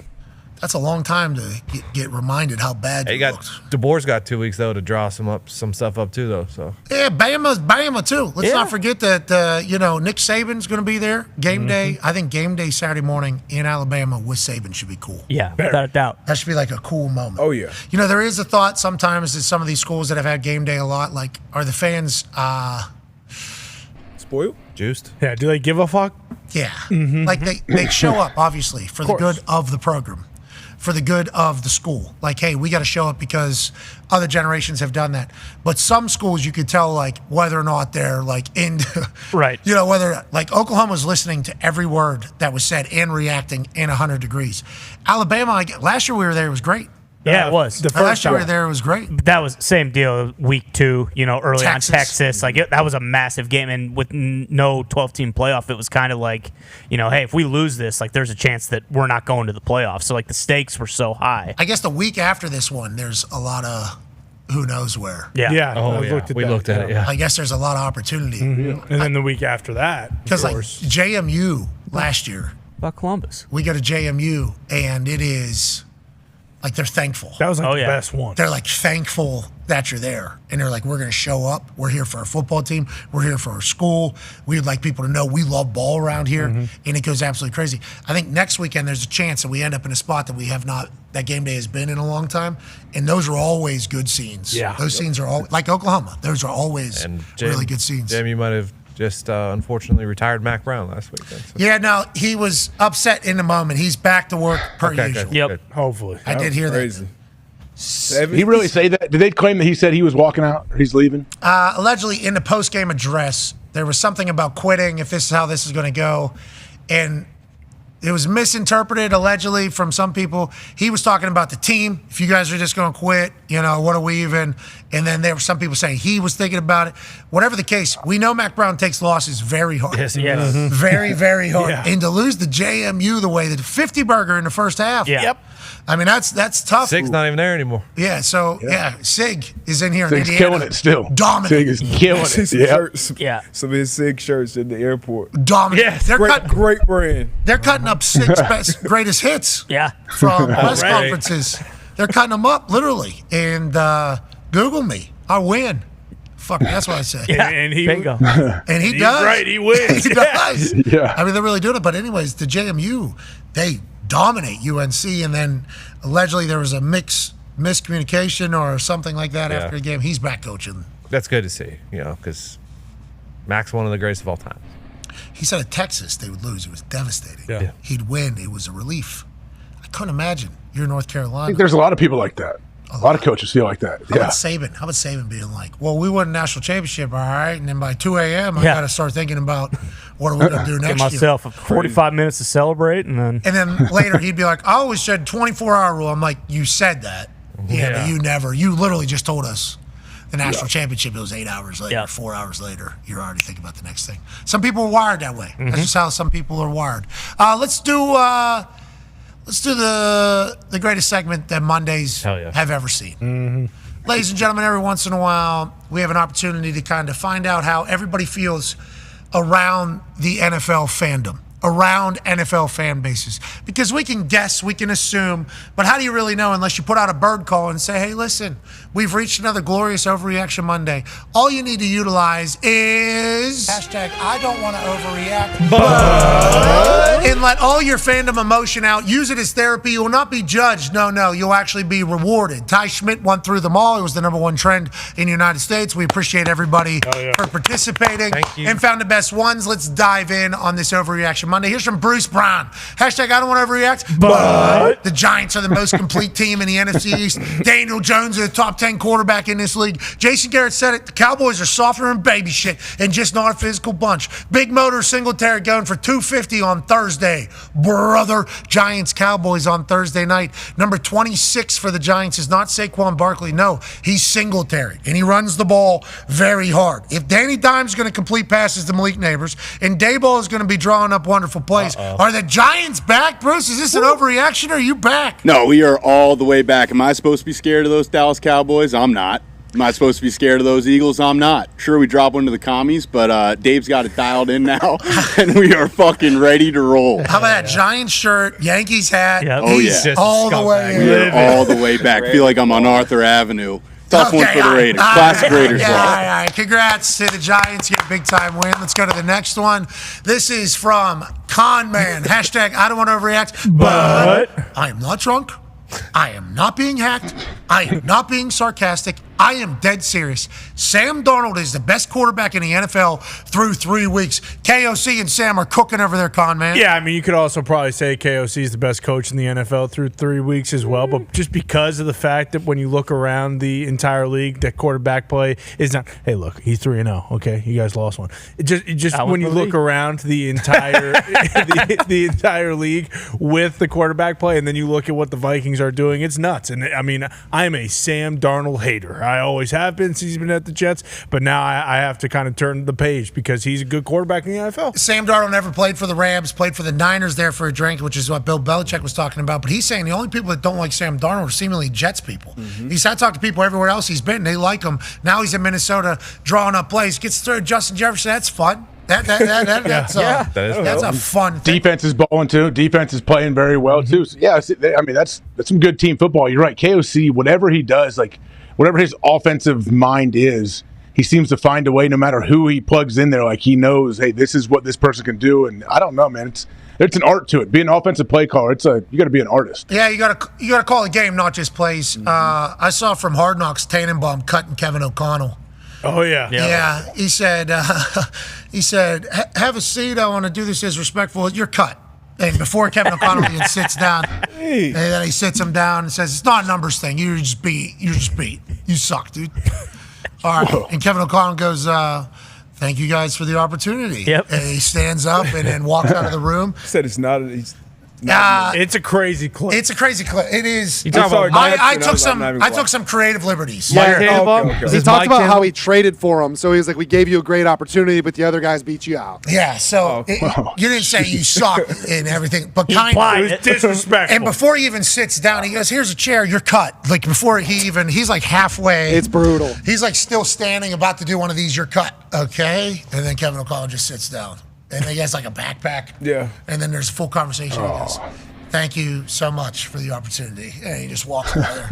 And it's like crazy. As I'm watching that clip, I'm like, this guy would then go on to become one of the greatest offensive minds in the history of the NFL. Last year, obviously, didn't work out towards the end. They were on their 7th, 8th quarterback. It wasn't working as good as it was for the Pastronaut week 1 as it was for the Pastronaut week 4 in this particular system. But Sam Darnold seemingly found a home. And with B-Flow on that defensive side, they can be in any game. Yeah, I mean, when you got a defense like that setting you up, that helps. Justin Jefferson helps. KOC helps. Sam Darnold, I mean, the Jets didn't like him. Adam Gase made me not even like him. I'm putting on the film, I'm watching, like, this guy stinks. I don't know if he deserves to be in the league, but that's why coaching matters. You know, coaching, being in the right situation. We talked about offensive line. They got a good offensive line as well, keeping them clean. And Sam Darnold is showing now why he was the top 3 pick coming in. Now, Vikings fans think everything's okay. It might be over. No. It might be over because there's A.J. Hawk Packers fans out there trying to demoralize Vikings fans at every turn, even whenever they're playing a little pool at a billiards bar. Whoa. If the Viking fans don't like it, they can suck it. Okay, this is my overreaction. Hashtag I don't want to overreact. But the Viking fans might be in a bad spot after this. I don't know. I don't want to be the bearer of bad news. But this is exactly what it sounds like coming out of an A.J. Hawk fan, Vikings fans. This guy's awesome, by the way. I watched the full clip. This guy's pretty good. You need to play that again. Again. Oh, man. And if the Viking fans don't like it, they can suck it. Suck it. Bars. The whole clip is, must watch. Worth a watch. Yeah. The A.J. Hawk shirt we need. Oh, my God. Sweet. 50 of those. What's his tag? That's Sean Kennedy. I don't know if that's who that is, 5345. Okay. That might just be somebody who knows they got lightning in a bottle here with either an uncle or something. AJ, have you ever met this man? I do not believe, but it's possible. It is possible. I ran across him in Wisconsin one of my times. I know that there's a lot of big Packers fans. Oh. We're trying to rewind it because I need to hear it one more time. The Viking fans don't like it, they can suck it. Where is he? He's at a bar. Local water. Bar. Okay. I saw the pool clip, but this one, that's very well lit for a bar. Same day. Say he was playing pool, he moved out of the bar. During the day. And then he was throwing that ball around. He got from Sean. Was it Sean Clifford? No, that was Packers legend, I think. Sean Clifford. No. All right, let's go to the next one. Let's go to the next one, please. Shout out to this guy having an A.J. Hawk shirt. This one's from Ty. Hashtag I don't want to overreact, but Matt LaFleur is the best coach in Green Bay Packers history. Lombardi walked so he could run. Jeff Hafley is the modern-day Buddy Ryan. And don't get me started, Malik Willis, parenthesis, top 5 quarterback in the NFL, parenthesis, Super Bowl bust, hashtag go Pack. Go. Not overreaction, Ty. No, I don't think so. People weren't happy that I said LaFleur is a better coach than Lombardi, but, with all due respect to Vince Lombardi, greatest coach of all time, I mean, they ran like 3 plays, and they're just... You didn't see it with your own eyes. Got to execute. I didn't see... Well, I've seen the old film. You do have to execute, I mean, Herman Boone only had four plays, and they won a state title, so it's neither here nor there, but... Again, what he has done with Malik Willis, and now finally, I think the biggest thing, and we talked about it, seeing those post-game speeches in the locker room, like, this is a different guy. This is a different guy than he was 2 years ago. Like, I'm just eating out of the palm of LaFleur's hand right now, and I'm so excited for this next week because the Vikings are coming to town. They're coming to Lambeau. So KOC. Yeah. Oi, oi, oi, oi, oi, oi. But they've played their last 2 games at home, so we'll see, Lambeau is not exactly a church on a Sunday. It's not quiet in there. It's going to be very loud. So is there going to be a lot of Vikings fans there or Packers fans? I mean, a lot of Packers fans. I'll tell you what, a lot of Bears fans in a lot of. Oh, it's packed out. I did not expect to see that much orange. You didn't? I think First, this week. first third down for Anthony Richardson. First third down. There was like one group of Bears fans that were like, hey, we kind of take this place over if we went to right now.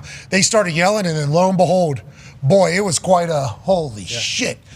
Almost had to go to silent count. Oh, no. Celebrated At after home. they made the At stop. home. You're going to have to this week. Almost had to. Chicago's close. So a lot of those people from Chicago, and they don't say this publicly, but they know it, they're looking for reasons to get to Indianapolis. Get me the hell out of Chicago. Get me to Indianapolis. And they saw the Bears game, and they're like, let's take a vacation there. Everybody talks about Las Vegas being a place that people want to go watch their team play. Indianapolis, very similar. Like this weekend, for instance, it was just one quick 5.5-hour drive to your left. Get a chance to experience Indianapolis and see the Steelers play. Why not go to the Lot House? Going to be a lot of terrible towels, I think, swinging this weekend in the Lot. Yeah, you're going to have to go on the silent count. We did it in Atlanta. We do it everywhere we go. We've done it in Vegas. Not in Indy, though, tell you that. Are you worried that We don't even have a silent count. do you think people won't want to come? Like, I don't want to go to Lucas Oil, but then they find out like they're calling it the Lot House now, and then they find out how it's spelled and with an H. Yeah. Fuck this, we gotta go now. Well, it is a Lot House. Maybe they come get a chance to experience it a little bit. But they might think to themselves like they think they can fucking talk like they're from Pittsburgh.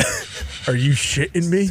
We gotta go to the Lot House now and show them what it's all about. So you're telling me Ian's down there telling me that's the Lot House? Okay. They're not Lucas Oil. All right. Don't you y'all? Aren't you a y'all kind? Okay. Yeah, it's gonna be loud. I think there's going to be a special guest in the suite. Wow. I believe there's going to be a special guest. Suite has become pretty active. Suite has become... It's awesome. Suite's become pretty... Tyrese Halliburton's got a little bit too comfortable. He's brought in 50 people into the suite. I mean, they're all good people, but he's certainly gotten real comfortable now. T.Y. stopped by with his son, who committed to Wisconsin. Yep. Congrats. Congrats to him. I've seen him since he was a kid. I wasn't happy either. He was in there with... I didn't like it one bit. I said, Luke Fickle's not going to give you the ball. No. Luke Fickle's not going to give you. You can play running back? Well, you go to West Virginia. Garrett Green will throw you the ball all over the place, pal. He goes, West Virginia? Didn't even know they were schools. I was like, you need to watch your mouth. He's actually the reason T.Y. didn't go to West Virginia. He picked the hat for him not to go. West Virginia was on there. FIU was up there. And then some other school. And his kid picked the FIU hat. West Virginia's right there. And then now this kid's going to Wisconsin. He's going to be a beast. He's this tall. He's this tall. Have you seen him? So he's taller than T.Y. I haven't seen him in a while. Yeah. I've seen this kid since he's like this big. He's this tall. Like, I don't want to say acts perfect, but like super. He's a wide out? Wide receiver, fast. Nice. Fast. He's got some bait. Luke will get him. Luke will get him going. Don't worry. He'll be catching deep balls in no time. Hopefully. Yeah, I bet. At Wisconsin? He's going to He's trying to air it out, man. They're trying to air it out. Hope he likes blocking. He was good. Seth freaking Rollins was there for a little bit. Yep. Quick. He was pissed. Well, he deserved it for what he did. He tried to rub it in everybody's faces. Yeah. I didn't like that one bit. So Pittsburgh, good luck coming to town. I think the roads are closed. They are. Getting downtown's impossible. Oh, my God. Nightmare. I didn't learn that until we got on the road. What happened? Tax dollars? Something happened? Just shut down. They just shut down the fucking highway. Like the highway, they just shut it down. It had a cop just parked like this for the on-ramp, and there's not even an answer or a heads up beforehand. So then he gets shoved down this other street, and this is not supposed to have the amount of traffic that it has. Bumper to bumper traffic, sitting all the way down. It was nightmare. I mean, it's on us. We should have done more research, I guess, looking out to it. But me and the wife are just like, can't wait to get to a game. Da da da da da. Oh, we can't go. That's the only way. Oh, okay. Now we're here, and we're in a parking lot for 35 minutes trying to get downtown. City's buzzing during game day. I mean, It's hard to get in. It's kind of what you want. It's hard to get in. It's what you want from your city. Hard to get into the Lot House. The Yinzers need to know that. And they need to keep it down when Anthony Richardson's on the field. I didn't like that from these Bears fans. We're trying to be as hospitable as possible. Oh, they're going to have his head They are going to lose their mind. Can you imagine Pittsburgh if they already know that Chicago was able to create some noise? The Pittsburgh people, that place might be. Is that might why fall AR down. played so well? Or They need to keep it. The guy picked up his teammate and pushed him in the end zone. Yeah, he did. Sweet. Great win. Great win. Okay, Jonathan Taylor, I don't know if you saw him. He's played back. JT legit played really well. Did you see the offensive lineman? Yeah. They're back. Okay, so don't you worry about Anthony Richardson, the man who picks up his teammate and pushes him into the end zone because he's a great teammate. His ability to run's phenomenal. Yeah, sure. I'd like to see him set his fucking feet and throw a ball. Okay, I would like to see that. But he's only in his 8th NFL game. True. He's only in his 8th NFL game. 20th start. So if you can have a little bit of respect for that, and whenever it's third down for us, keep it Dahn, and they need to spell that out. On the thing. I didn't like it. These Bears fans are getting loud, and I'm doing this one from the suite. Sure. Excuse me. Sure, that helped. Excuse me. Excuse me. No, they got louder. I didn't know. Used to be the quietest bar in the league when the offense on the field. Oh, when the sheriff is in town. Yeah, but that's when they pump noise in. Well, nice. No. What are you talking about? Yeah, it's been proven the RCA don't they pump noise into. We're talking about Lucas Oil, pal. They used to call it the Lucas Oil Library. That's what they used to be called, the Lucas Library. Yeah, seats were too comfy. Too comfy. Was the coconut husk slippy this week, or?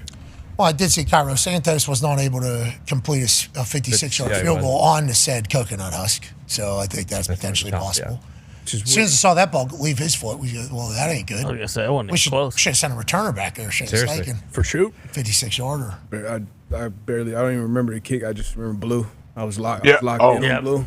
Me too, D. But I watched Blue in the TV cup. He's just air humping the hell out of that thing. That's his move. He's doing weird stuff. He also eats people. Fox. Well. Yeah, he's a weirdo. No, he's got good. Yeah. Yeah. He didn't do the ball creep. He didn't do the ball. What? No, he did. He's a mascot. He did the ball gimmick He made right it. before Seth Is it true Rollins. Blue deleted all of his tweets this week after? Blue did not delete any of his tweets I've or seen him- TikToks. Blue's A-okay. He's cream pine people. Cream pine. Seeing some new names for Blue as of late. No. Yeah. Like what? B-L-U-E. Yeah, he B Diddy. he. Oh no, that's what I've seen. That's not what Oh, people That's no. just what I've seen on the Are there internet. pictures of him at the parties? Is there pictures of Blue at the No, parties? Blue's not at a Diddy might party. be. Blue's focusing on throwing that football. He had to hit it first try. I didn't even see it. Did it? Yeah, It took him a couple tries, but he did make he's it. got a lot on his mind. Seth Rollins doing what he did to the Colts fans was not fair. Despicable. Not fair. Got what he deserved. He had a 3X. He had a 3X Colts jacket on. 3X. Great jacket. Said Colts right across the back. Everybody's like, yeah. And he fucking Caleb, can't do that. Fucking get out of here. bitch. Pretty big bump. Oh yeah, It was. he paid for it. Yeah, he did. Yeah. How about him immediately going, whoa? Hard cam. Where's hard cam? Yep. Yeah. Showman. So good. Yeah, he is. So professional. He is. There's no way he knew any. He had just got too sweet within 4 minutes of when this all happened. Shaking hands, brought in a lot of meat. There's a lot of meat from Iowa that came in his suite. You know, instead he ends up dumped on the field, escorted out of town. Yep. Hope you're happy about it. Hey, great to meet all the other boys, though. Yeah. Good to see you guys. Good lads. Good lads. Big lads. We had some Iowa meat. Some Iowa meat in that suite. Yeah, our brisket went quick. Couple whiskeys, too, I saw. Uh-huh. They had good beards, good mustaches. Sounds like. I see sounds like potato a couple skins in Iowa there. boys. Good vibes. They had Yeah. very good vibes. Great vibes. There was potato skins. They look delicious. Yeah, it's very good. I mean, the steak and cheese dip. Hawks had a big win on Saturday night, so that makes sense. They got a running game. Don't look now. Who? Iowa. They beat the shit out of Minnesota. Wow. Johnson? Floyd All Rosedale. out of snake oil, brother. Floyd Rosedale's back. Yeah. Back where he belongs, baby, in Iowa City. I was reading into that a little bit. 1935, that entire thing started. I guess the governor bet up a live pig. Yep. And then now it's just a 98-pound trophy that's back in Iowa. Oh, yeah. Congratulations. Thank you very much. That's a Great big game. deal, I know. I mean, to an Iowa fan, not really. You know, Minnesota people, like, that's all they care about, playing their whole year around it. But, like, I expect Iowa to beat the fucking shit out of Minnesota every year. So, like, last year stunk.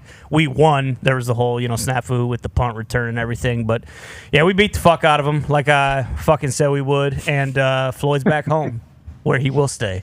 Who hates Iowa? We hate Iowa. Minnesota says that. What's your guys' chant against Minnesota? We don't have one because we don't give a fuck about Minnesota. Did McNamara look good? Oh, Jesus fucking Christ. No, he didn't.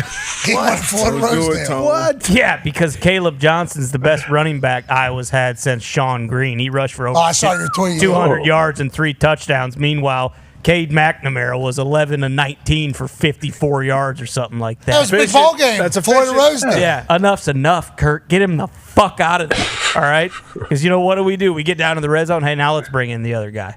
What does he do? Scores touchdown. Scores touchdown, rushing touchdown. But then he goes and sits on the bench, doesn't get to play. It just – we got Ohio State next, all right? Oh. Okay. All right. 2 weeks off a bye. I don't know. I mean, Where do you guys put like a blindfold over the Floyd Rosedale's eyes for the Ohio State game? What do you not want them to watch that one, or what? How do you feel the Ohio State game goes this particular season? well, I don't know. I mean, they've played a bunch of fucking cupcakes. We certainly. Marshall ain't a cupcake. He ain't got those Tudor's biscuits. Well, Gave up 2 touchdowns. What the hell? Marshall's AJ? good, man. Marshall's legit. Quarterback's good. Marshall's got some players, man. For real. Come on. We'll see if Ohio State can stop the run because they're going to get a heavy dose of it. A heavy dose. Now, granted, if Cade McNamara throws for over 40 yards, I'll be fucking shocked. I mean, like legit shocked. So we'll see. It's going to be a tough one. It's certainly going to be a tough one. I'm kind of thinking like Iowa's going to shock the world. Like the defense. Wow. A great defense. The last time I was feeling like this was right before Malik Willis was inserted into the starting lineup for the Green Bay Packers. So I don't know. We'll see. We'll see. We'll see if that vibe continues to stay in the Big Ten. Michigan figured it out. Yeah. Put Orji at quarterback. Big win. Just go ahead and pound the shit out of this rock. We're going to find out if you can do it, USC. We're going to find out if you can do it. Miller Moss makes some big plays, obviously. Michigan's defense is going to have to get better as the season goes on. But they've declared who they are now. Yeah. This is what we are. Yep. And you're either going to stop it or you're not. And I appreciate that. I like the way Sharon Moore is operating. Big Ten's going to be very good. It's going to be very good end of year. I think, because I don't think we know anything about any of these teams yet, other than Ohio State. There's like a few that we figured out, but everybody else, gettable. And here we go. Yeah, that's why I see in like how the college football playoff between 5 and 12 shapes out is going to be weird. Because some of those SEC teams, like whoever goes to the SEC championship, you assume either has no losses or has 1 loss. So it's like a 2-loss Georgia or a 1-loss Georgia going to get a home game to the second best team in the Big Ten. It's going to be sick. I can't wait for it. Yeah, there's going to be a lot of decisions that are going to be made, but all I know is home field advantage for playoff games. Man. You would know. Is it true that the winner of Army-Navy is playing Michigan? So it's funny you say that. Bill Belichick texted me after he got off the air, and he said, let me get it exact. Shit. I forgot to give a massive shout-out to the boys at Navy. Big win over Memphis on Saturday. Can you find a way to toss that in there? Bill Belichick would like to say, hey, Navy, what a win. Good on you. Good on you. Big win over Memphis.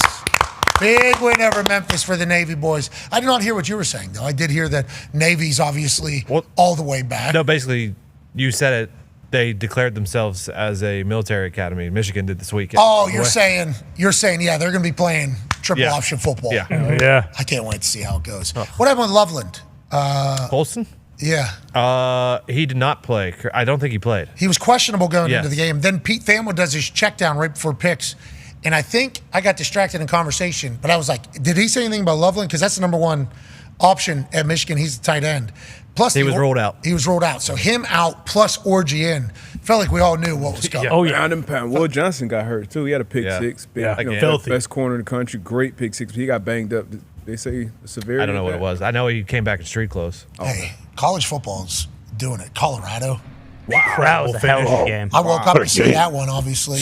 2 Hail Marys pretty much. One of them counting, one of them hitting. In the middle of a rainstorm, too. Yes. Yeah. The middle of a rainstorm to connect on that type of Hail Mary, obviously insane. Got to have great grip on ball. Got to be able to spin it. Obviously got to be able to catch that. That was a tough catch that Wester made look incredibly easy.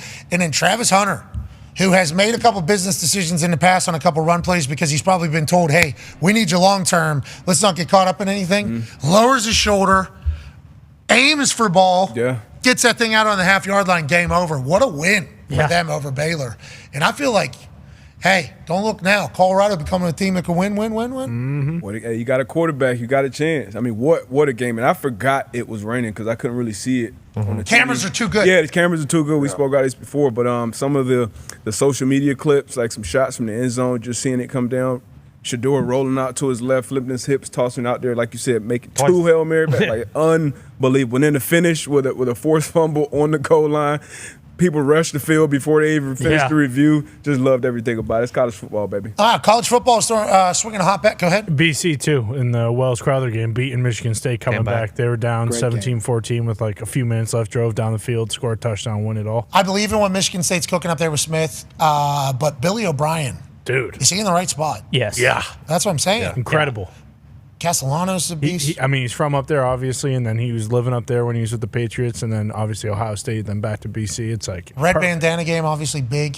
Huge, I couldn't even imagine him saying, hey, are we going to lose? He gets so mad on the sidelines. Yeah, but think about It's the other way, awesome. how jacked up he probably gets, too. If you get that mad, I assume you get that jacked up, too. Yeah, it was a great game. I wonder how his players feel about him up there. I assume they love him. Yeah, I don't think anybody transferred. So, like, after he got hired. No, it was crazy, yeah. Yeah, like nobody left. Like I believe everyone's all in on Billy. Hey, baby, Coach Billy O. Billy O. Coach. Let's go to some overreactions. Darius J. Butler, hashtag I don't want to overreact, but might be time to go back to our Wildcat era down in Miami. Yikes. Just let Achane, Tyreek, and whoever else is healthy at running back rotate series of quarterback until Tua returns. You know, we saw this with the Niners in the NFC Championship game 2 years ago against Philadelphia Eagles, where they're trying to figure out who's going to play quarterback, who can throw a ball. I think Christian McCaffrey would line up at quarterback for him a little bit after all hell broke loose. After watching Skyler for a few snaps, you thought to yourself, why don't we just have Tyreek play quarterback and see what happens? Yeah, just let him touch the ball. Let our weapons just touch the ball every play because when they drop back and the quarterback has the ball, it's the less chance they're not going to touch it half the time. You can't protect them, and it was certainly a decision going into the season. First and foremost, with Skylar Thompson as your backup quarterback. You lose Mike White. Mike freaking White. Yep. I don't. What happened? Why did he leave? He's on the Bills practice squad. Oh, yeah, like they could still grab him off I thought it there. was money. I'm an idiot. But I mean, we got to do something. Like you can't, because the season we saw the butt cheeks all over our timelines. That's Good. What are you talking about? What do you mean? Braxton Berrios got tackled and his butt cheeks were all over the fucking place. You guys are looking at butt cheeks? I mean, Wait, I didn't see they that. had to. What are the butt cheeks? I didn't see it. I don't know. What's your guys' algorithm? You guys got algorithm got butt cheeks? I see all the things. What's that about? A lot of tweets. Like, man, this team is ass cheeks. Yeah. How Armstead's banged up again. Defense giving up big plays. It all trickles down. Now, a lot of questions. There's a lot of talk. And Mike McDaniel was on. He said, hey, you can be the cool guy until shit gets ugly. So they got to figure out some things. And obviously, it starts the quarterback. Gump, you guys are cheeks down there? Absolutely reek. Stinks so bad. Oh, cheeks. That was, like I said when Schefter was on, that was the worst fucking Dolphins game I've watched in my life. And I'm not being dramatic. That was dog shit from start to finish. You threw the ball 20 times. Like, you didn't even try and run the ball.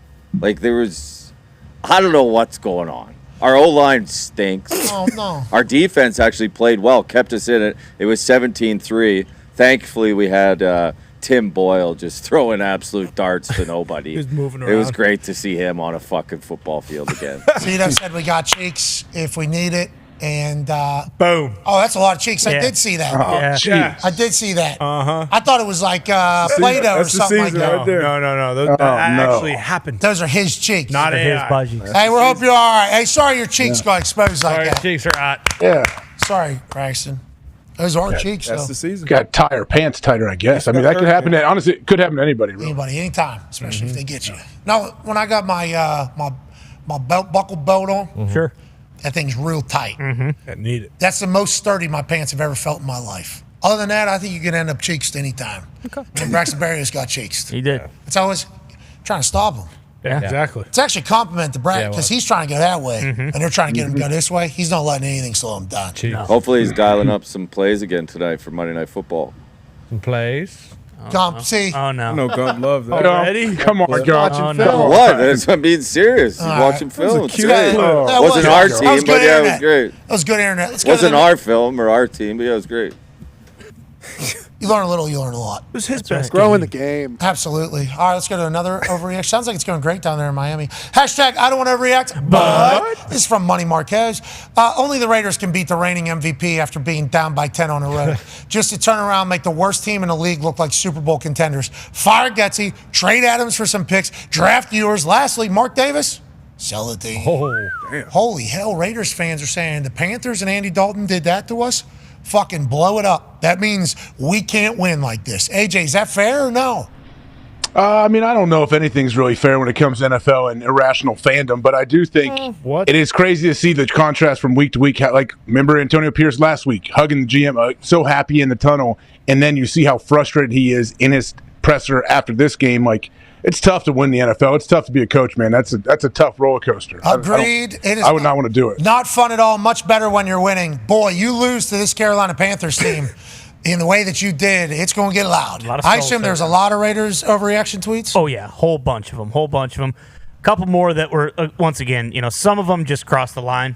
Big time. Very unsavory. Just not appropriate. Not something that we need to be, highlighting. Pretty funny, a couple of them. But yeah, I mean, Raiders fans are just. Let's say quarterback competition. Yeah, people. What? Let's just say But they're sick O'Connell. and tired O'Connell, of Gardner Minshew. The conversion van stuff's fun. The headband stuff's fun. A lot of people saying this guy fucking sucks at quarterback. We're not talking about how we feel. We love Not at Gardner all. Minshew. He's talking Not about at all. the No. Raiders fans' overreaction tweets. Yes. A quarterback? Ain't no confidence. They put him out there. Remember, he won ball games last year. I mean, yeah, so did Gardner. Gardner Minshew was almost the player. He was a Pro Bowler last year. That was a better team. That's a good question. We That's a good can't point. do this He with was Pro Pro Bowl Bowl stuff. All right, let's go. What's that? We shouldn't do this with the Pro Bowl stuff. Snoop Huntley was Pro Bowler too. Mac Jones, Snoop Huntley, Yeah. Gardner Minshew. Sorry, they were. Pro Bowl quarterback. Absolutely. If it's not Snoop Huntley on Monday night, I am gonna lose my mind. We are. I am serious. I agree. We are fucking underdogs at home to the 0-3 Tennessee Titans. And if it's not Snoop Huntley on Monday night, I am gonna lose it. God, I am so sorry to hear that. I'm so sorry to hear that. Titans? God, By how much? What's Will the Levis is spread? 1.5. Will Levis is favored in Miami on Monday Night Football. Hell yeah. Great way to go, Will. Only 0-3 team in the league. So far. There might be two more tomorrow. I mean, we'll see. We'll see. But, hey, Gumps, it's going to be okay. It's not this fucking team, man. 24 years. We haven't won a fucking playoff game. This is the year, though. It's not. This is the year. Long season left. That's right. Long season left. Let's go to another overreaction, shall we? This is from Scotty Sandwiches at Pirate Stooge 431. Hashtag I don't want to overreact, but the road to the NFC runs through Carolina. All right. I was told no quarterback could win there, and what happens? The Red Rocket puts on an absolute masterclass to pull the Panthers from the depths of hell. Wave goodbye to future Saskatchewan Rough Rider. Bryce Young. Come on. Scotty Easy. Sandwiches is done with Bryce Young. Jeez. Bryce doesn't deserve that. We all hope that Bryce gets another shot. Allegedly, there have been trade requests for the Carolina Panthers, or trade interest, and the Panthers say no, that's not the case. What's going on? No, that caught me off guard. That's good. That was good. That's a good one. Yeah, Saskatchewan Roughriders are a good team, though. They are. The Panthers look so good. It is bad good. news for Bryce Young. David Canales coming in there being like, Yeah, motherfucker. like he had to be. Oh, That's yeah. what, so that makes even more sense that, there was an initial thought that maybe Dan Morgan and Canales weren't even able to we're not even able to see if this offense is working or if these players are worth a shit. We have to just be able to see it because what's happening with Bryce isn't necessarily our offense. Like he's making decisions that we wouldn't make. He isn't doing it. If we put Andy Dalton in there, at least we know he'll run the offense and we'll be able to tell whether or not what we have is good or not as we're trying to build an entire culture. And lo and behold, Dalton goes out there and fucking goes bananas. Yeah. Deontay Johnson had the best game of his career. Thielen made some big time. I mean, it's just like Taking everybody. shots down the field, too, early. Shots down the field early on in the game as well. Like, that's what was cool to see. David Tepper, I fucking knew it. Well, I didn't know which quarterback.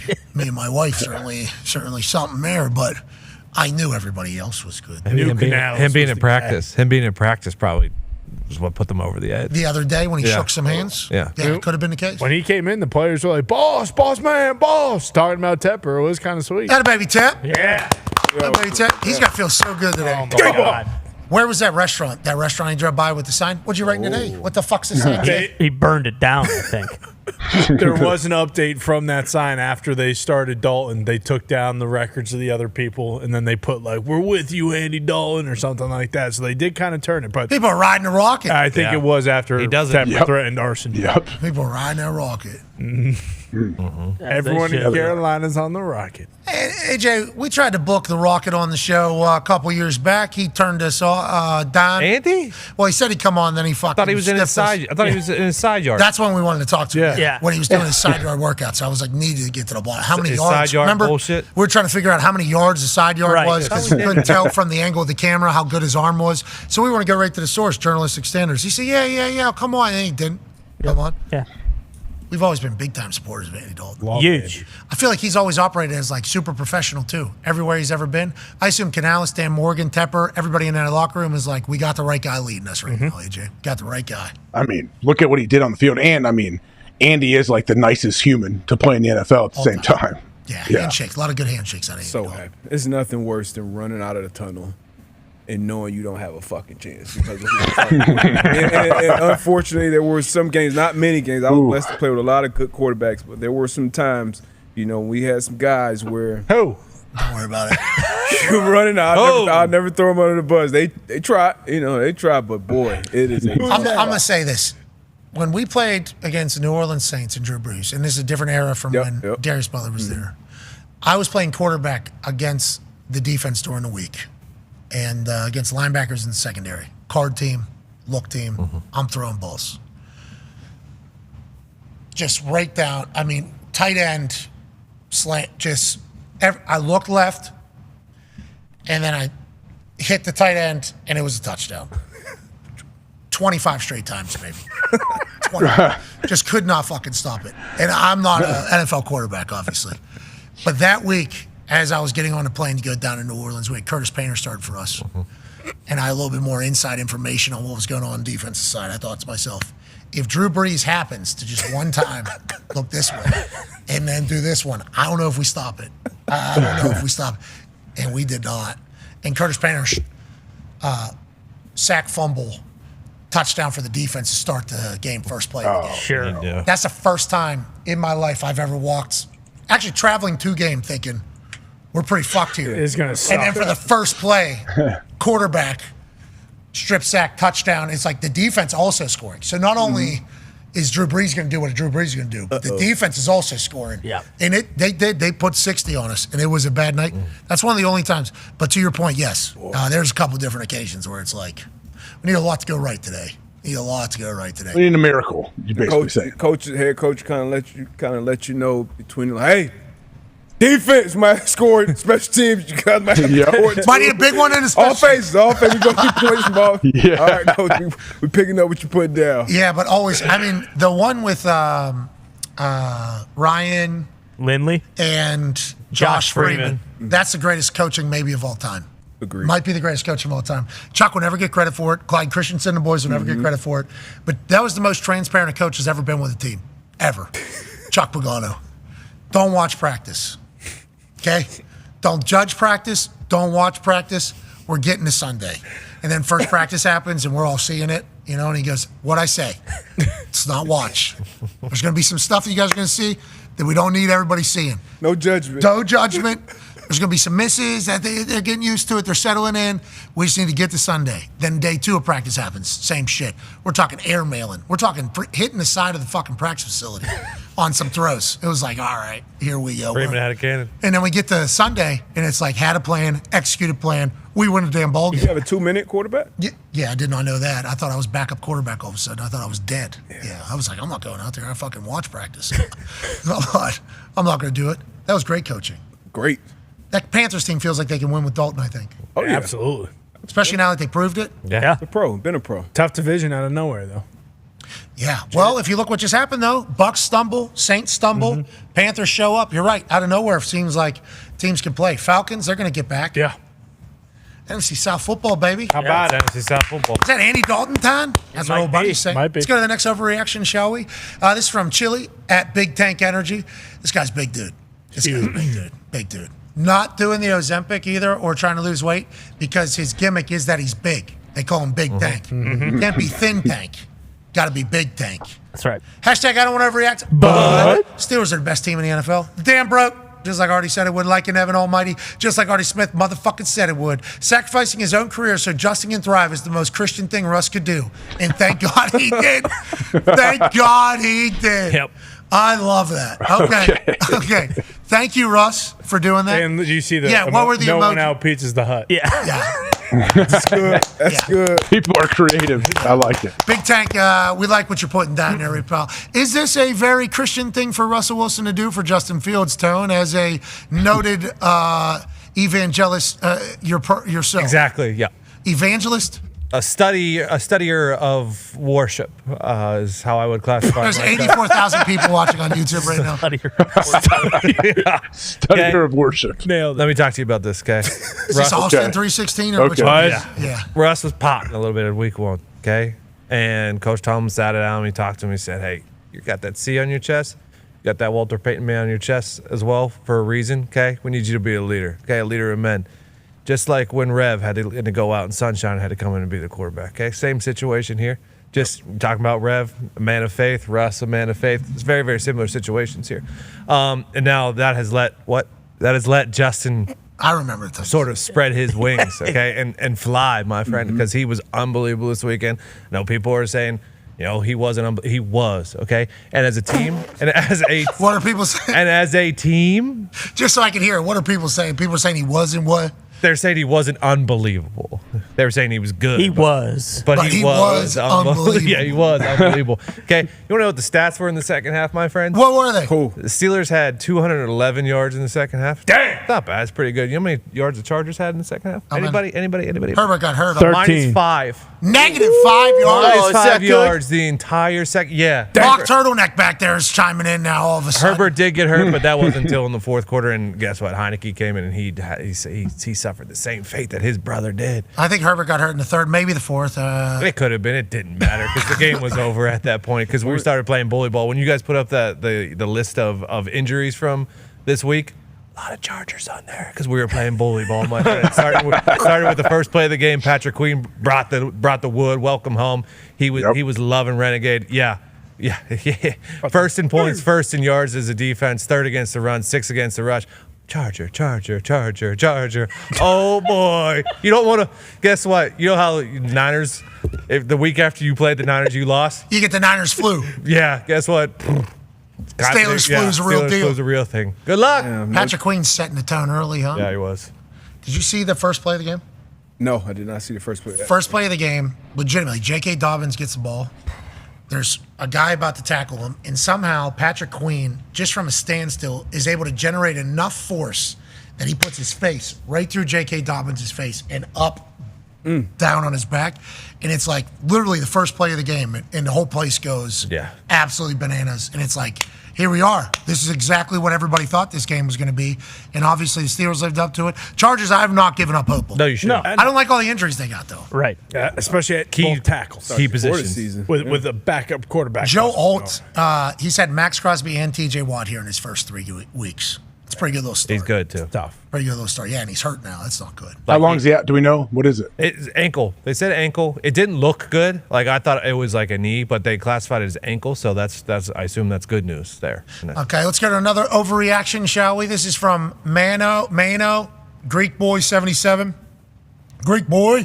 Hashtag I don't want to overreact, but 49ers are not a playoff team. They can't stop the run. Effort is an issue. Defensive scheme is plain. Kyle doesn't attack weak links on the defense. He just runs his scheme because he's stubborn. Kyle wants to be the star of the team. 100. Keeping it. Greek Boy. Is there a lot of this from the Niners fans? There was a decent amount of 49ers hate today. Basically just saying, hey, Jesus Christ, we get a couple guys hurt and we can't win. I mean, what the hell's going on here? I thought we were a good team. I thought it was plug and play. It's not plug and play. We need our fucking stars back on the field. Christian McCaffrey's a big deal. Yes. Christian McCaffrey. Now, they're talking about effort on the defensive side, though. They're up 21-7. Like, I don't care who's out on offense with that Niners defense. If you're up 21-7 against a Stafford-led with no they had don't want to talk about injuries. The Rams have injuries. Like, that was bad by the Niners. Yeah, it was. And you talk about the fans saying lack of effort, lack of this. I haven't watched the whole game. You know what I saw a lot of too? What's that? People just saying Niners are fucked, and then the screenshot of Brandon Staley because he is on the Niners defensive staff. A lot of people basically just looking at Brandon Staley with a Niners ball cap on and saying, how did we let this happen? We are doomed. He's not the coordinator. He's advising, though. He's there, brother. 7 more points a game they're giving up without Steve Wilkes. I thought he took over Sirianni's body for a second. Oh, Sirianni's in a bad spot, too. I don't know if we have any of those. We don't. I'll give it one more week before. I'm not going to do that to Sirianni just yet. Those Johns are pretty aggressive. They are. They are. For a win? Yeah. Oh, yeah. On his head. Oh, yeah. All right, last one here. This is from Cody Northrup. Hashtag I don't want to overreact, but the Dallas Cowboys stink. Jerry too busy measuring meat. Won't sign a goddamn free agent if his life depended on it. 27 years of incompetence. There's a bucket somewhere in Dallas, and I hope Jerry boots it through the uprights sooner rather than later. Wow. Jeez, thank you, Cody. I get it. Thank you, Cody. Yeah. We don't want Jerry to kick that bucket. No. The measuring of the meat does come from a Jamie Foxx live stream where I believe Jerry Jones is trying to compliment somebody, talk shit for somebody, but he certainly talked about size somebody's hog. Yeah. We don't know if that's an accurate number or if he gassed it up a little bit for the situation, but Those Cowboys fans are not happy with Jerry Jones right now. They shouldn't be happy with the defense, but they're not happy with Jerry Jones at all. You said there was a lot of that right there. It's mostly Jerry Jones, and every time they lose, it kind of goes back to that. It's fire that fatso Mike McCarthy, and Jerry, they're never going to win as long as Jerry's alive. It does not a whole lot about the defense, or a lot of people saying CeeDee Lamb's body language hasn't been good. Maybe he shouldn't have sat out the whole preseason. He's patting a lot of that kind of stuff. But yeah, mostly, hey, listen, we're never going to win shit while Jerry Jones is around. Jerry, I'm sorry it's come to this, but that's life in the big leagues. That's right. That's life in the High big leagues. expectations. That Jamie Foxx live stream was wild. Yeah. All right. That was hashtag I don't overreact. But thank you all for participating. Number one trend in the United States. So cool to see that and to scan through those. Ty, great work. Thank you for sparing Sirianni. They won. I know. And that's I had to. If they lose, hey, maybe different story here. But there is a couple stories brewing that we have not chatted about. Justin Tucker missing kicks is now a reality when it never was for a very, very, very long time. Jonathan Jones is reporting the most accurate kicker in NFL history before this season has been the least accurate kicker this year. He's only 5 of 8. John Harbaugh says he's dealing with a technique issue. He knows exactly what it is, and he just needs to smooth it back out. Okay, so maybe something happened. He tried to change something, maybe trying to do something, trying to refine his swing. I would literally tell Adam Vinatieri before every kick, nice and smooth, old man, every single time. A smooth swing is the best swing. If it's herky-jerky, probably you're not going to get as solid contact every time, because it's a jerky motion. So he's trying to smooth it back out. They said that's no problem. I hope that's the case. I know Vinny played forever, but were there many technique changes throughout his career? So he had hip surgery, he had knee surgery. Every time you change any of those things, I think you do, ball contact itself is going to try to remain the same, but your swing might have to adjust a little bit. He might be dealing with a groin tweak, so maybe his swing has to change a little bit, and that particular swing isn't as good, or a hip flexor tweak, or an ass tweak, or a ham, anything can kind of get it off just a little bit, and it's very evident if you watch every practice swing, which I assume Harbaugh did, it needs to be a bit more smooth here, a bit more smooth. Hopefully he figures it out. Him missing is very weird. It's very weird to watch. Especially when everyone else is not. Everybody's making their kicks. Cairo Santos missed the 56-yarder, but other than him, it's Tucker's the only one that's missing. That's rare. I mean, Moody missed a big one. That was kind of weird. 55-yarder, pulled that thing left. I did not expect that. That thing was right down the hash and then ends up.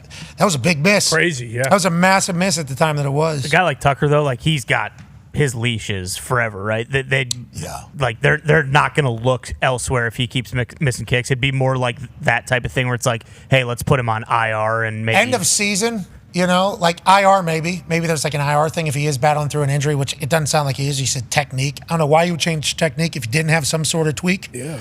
But maybe trying to get better somehow. I don't know. Tucker's always he added that little crow hop. He's always trying to do it. Maybe he did too much. I don't know. It's the fans' fault. Everybody called him the GOAT. Yeah, but he did that for 5 years and he still didn't miss. I think it was premature. There's only one GOAT. Okay, we know who that is. Adam Vinatieri. It's 2 years, all the big kicks. Yeah. But even he would say, Tucker hits a better ball than 98. Vinny wasn't scared to sneak one in left third. Hey, if this thing goes through the right third, I don't like it, but fucker, one in. Let's go ahead and get back to the sideline, try to figure out how we're going to do that. Tucker's is every ball was just dead down center for 8 years straight. Basically, every single kick, it's damn, this guy is an actual robot. So the robot is just a little bit maybe off. Got to recalibrate. Hey, WD-40. Yeah, there you go. WD-40. That's all. That's all they need. WD-40. Be a terrible spot. Wouldn't it be a terrible spot to be in? I mean, Tucker has been so automatic for so long, and then now trying to figure it out. I guess get your misses out of the way now, and hopefully when it really matters later in the year, that's when you come alive. He's mentally tough enough to figure it out. He'll sort it, But you're talking about leash. Maybe an IR thing happens where 4 weeks, figure it out. Right. But even if it doesn't, they'll give him the rest of the year because he's Justin Tucker. Right. But if next year starts bad, they don't give a fuck. Yeah. The kicker position. Yeah. The kicker position, punter position. Can't afford it. Bingo. And if you're getting paid good, which he obviously is. Yeah. It's that's a big. I knew once I started tweeting and talking, I'm about 3 bad games in a row. Yep. And I was in a Pro Bowl having the best career I've ever done. And it's let me have 3 bad weeks, though, and this fucker is over. Yep. Hey, that was fun, wasn't it? You're out of here. What did I do? Well, 3 bad weeks. We can find somebody who's much more quiet than you that can do that for much cheaper than you. That's kicking game. Tucker will figure it out. These kickers are awesome, though. I'm very thankful to watch them week in, week out. Tonight, we got 2 big games that we got to make picks for. let's look at the standings over the weekend. Let's see what it was. I was 6-8. AJ was 7-7. I'm down one. I assumed I won 3 games. Honestly, I forget every time after we make them. But yeah, I'm glad I at least 500. To be clear, me as well. I don't remember my picks immediately after we give them. What's that, Ty? You got eyes on this entire thing? No, I'm just saying I can't see fucking shit. I was trying to see what. Nonetheless, we got 2 big ones tonight. There you go. And I can sway everything. You know, I can win again. I'm undefeated on the season against AJ Hawk. I don't know what my record is against D-Butch because just like AJ, I forget my picks, I forget AJ's picks, and I certainly forget D-Butch's picks immediately after the show. But we will listen to them now to hopefully sway us into the right way.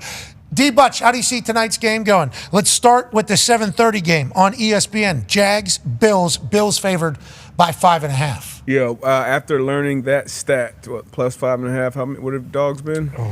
Yeah.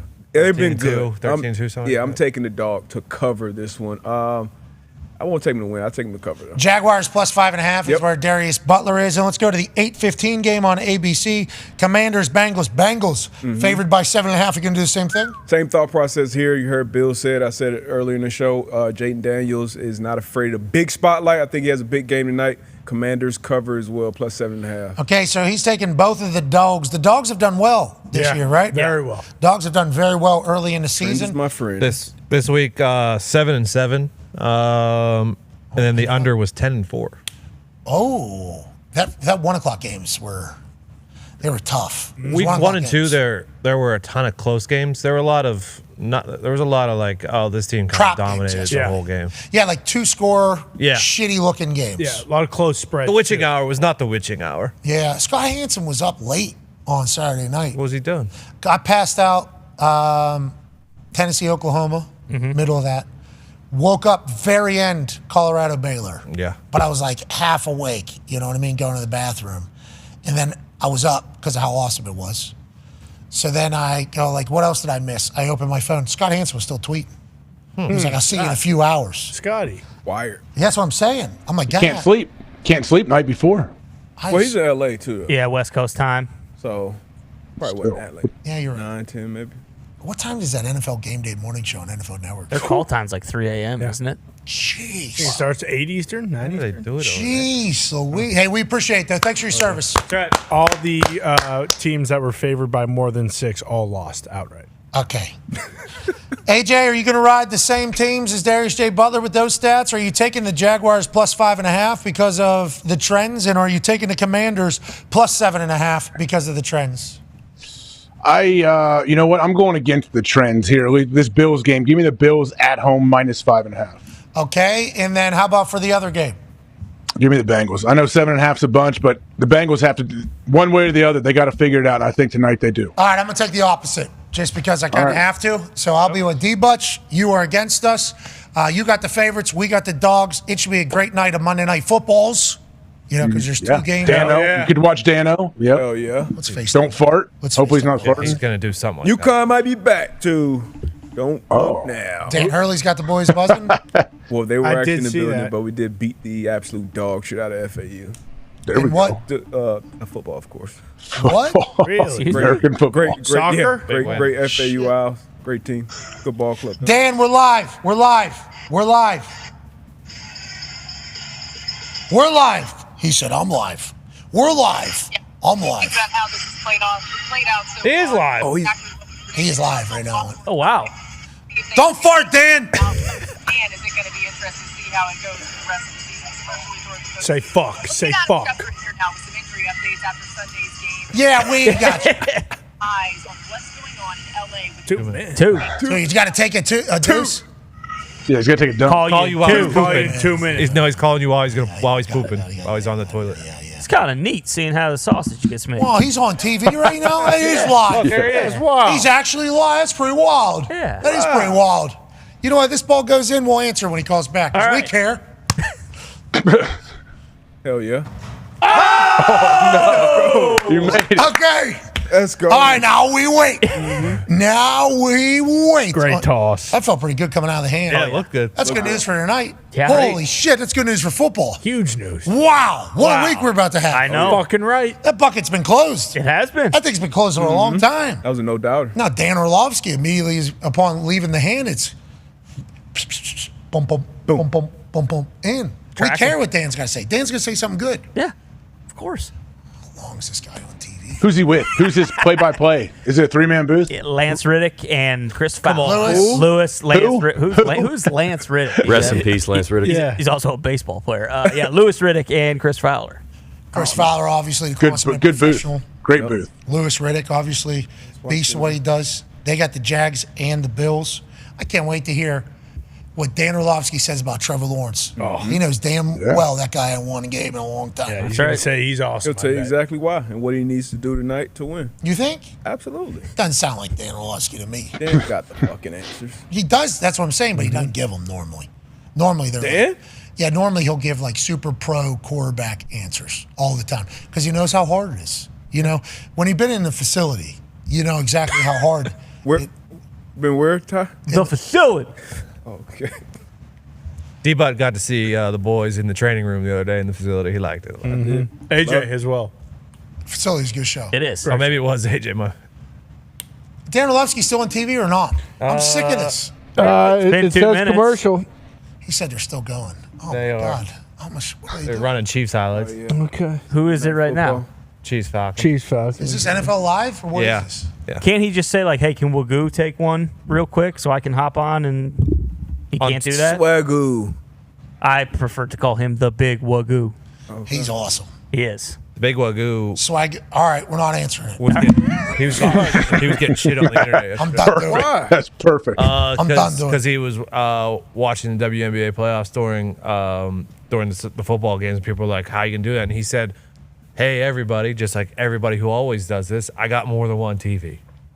I will say the tablet usage helps out a lot. It does. And like cell phone usage helps out a lot. Yeah. You Need know? the phone. Need the phone to be active. This NFL Pro day after, Huge. real deal. Yeah. It is a weapon. Yeah. It is. I'm done with it. I learned- We're done with this? Yeah, we're done. Yeah. I think so. All right. Everybody, thank you so much for allowing us to do this for a living. Are we done with this? I think so. For You sure. you said Feels like it. Feels like a Fuck good dog. that guy. you After said the ball, 2 minutes, He sucks He said anyways. 2 minutes. It's been 5. which can't be doing that. Can't set precedent like He's on that. the $5 right now. He's on the $5. If this goes in, we'll wait. All right. All right. What are you gonna do? Give him respect, Yeah. man. What are you gonna do? Yeah. What are you gonna do? All right. All right. Oh, jeez. You almost got your fingy stuck. I know. I broke it. All right. Game every Be opportunity. a friend. Tell a friend something nice. It might change their life. We're in this thing together. All right. Team on me. Team on 3. Shout out to Ram. What? Shout out to Pizza Hut. What? Shout out to SeatGeek. What? Shout out to Dude Wipes. What? Shout out to all of you for allowing us to do this for a living. We'll see you tomorrow. Tomorrow's going to be a good one. Aaron Rodgers Tuesday. All right. Team on me. Team on 3. 1, 2, 3. Team. Goodbye.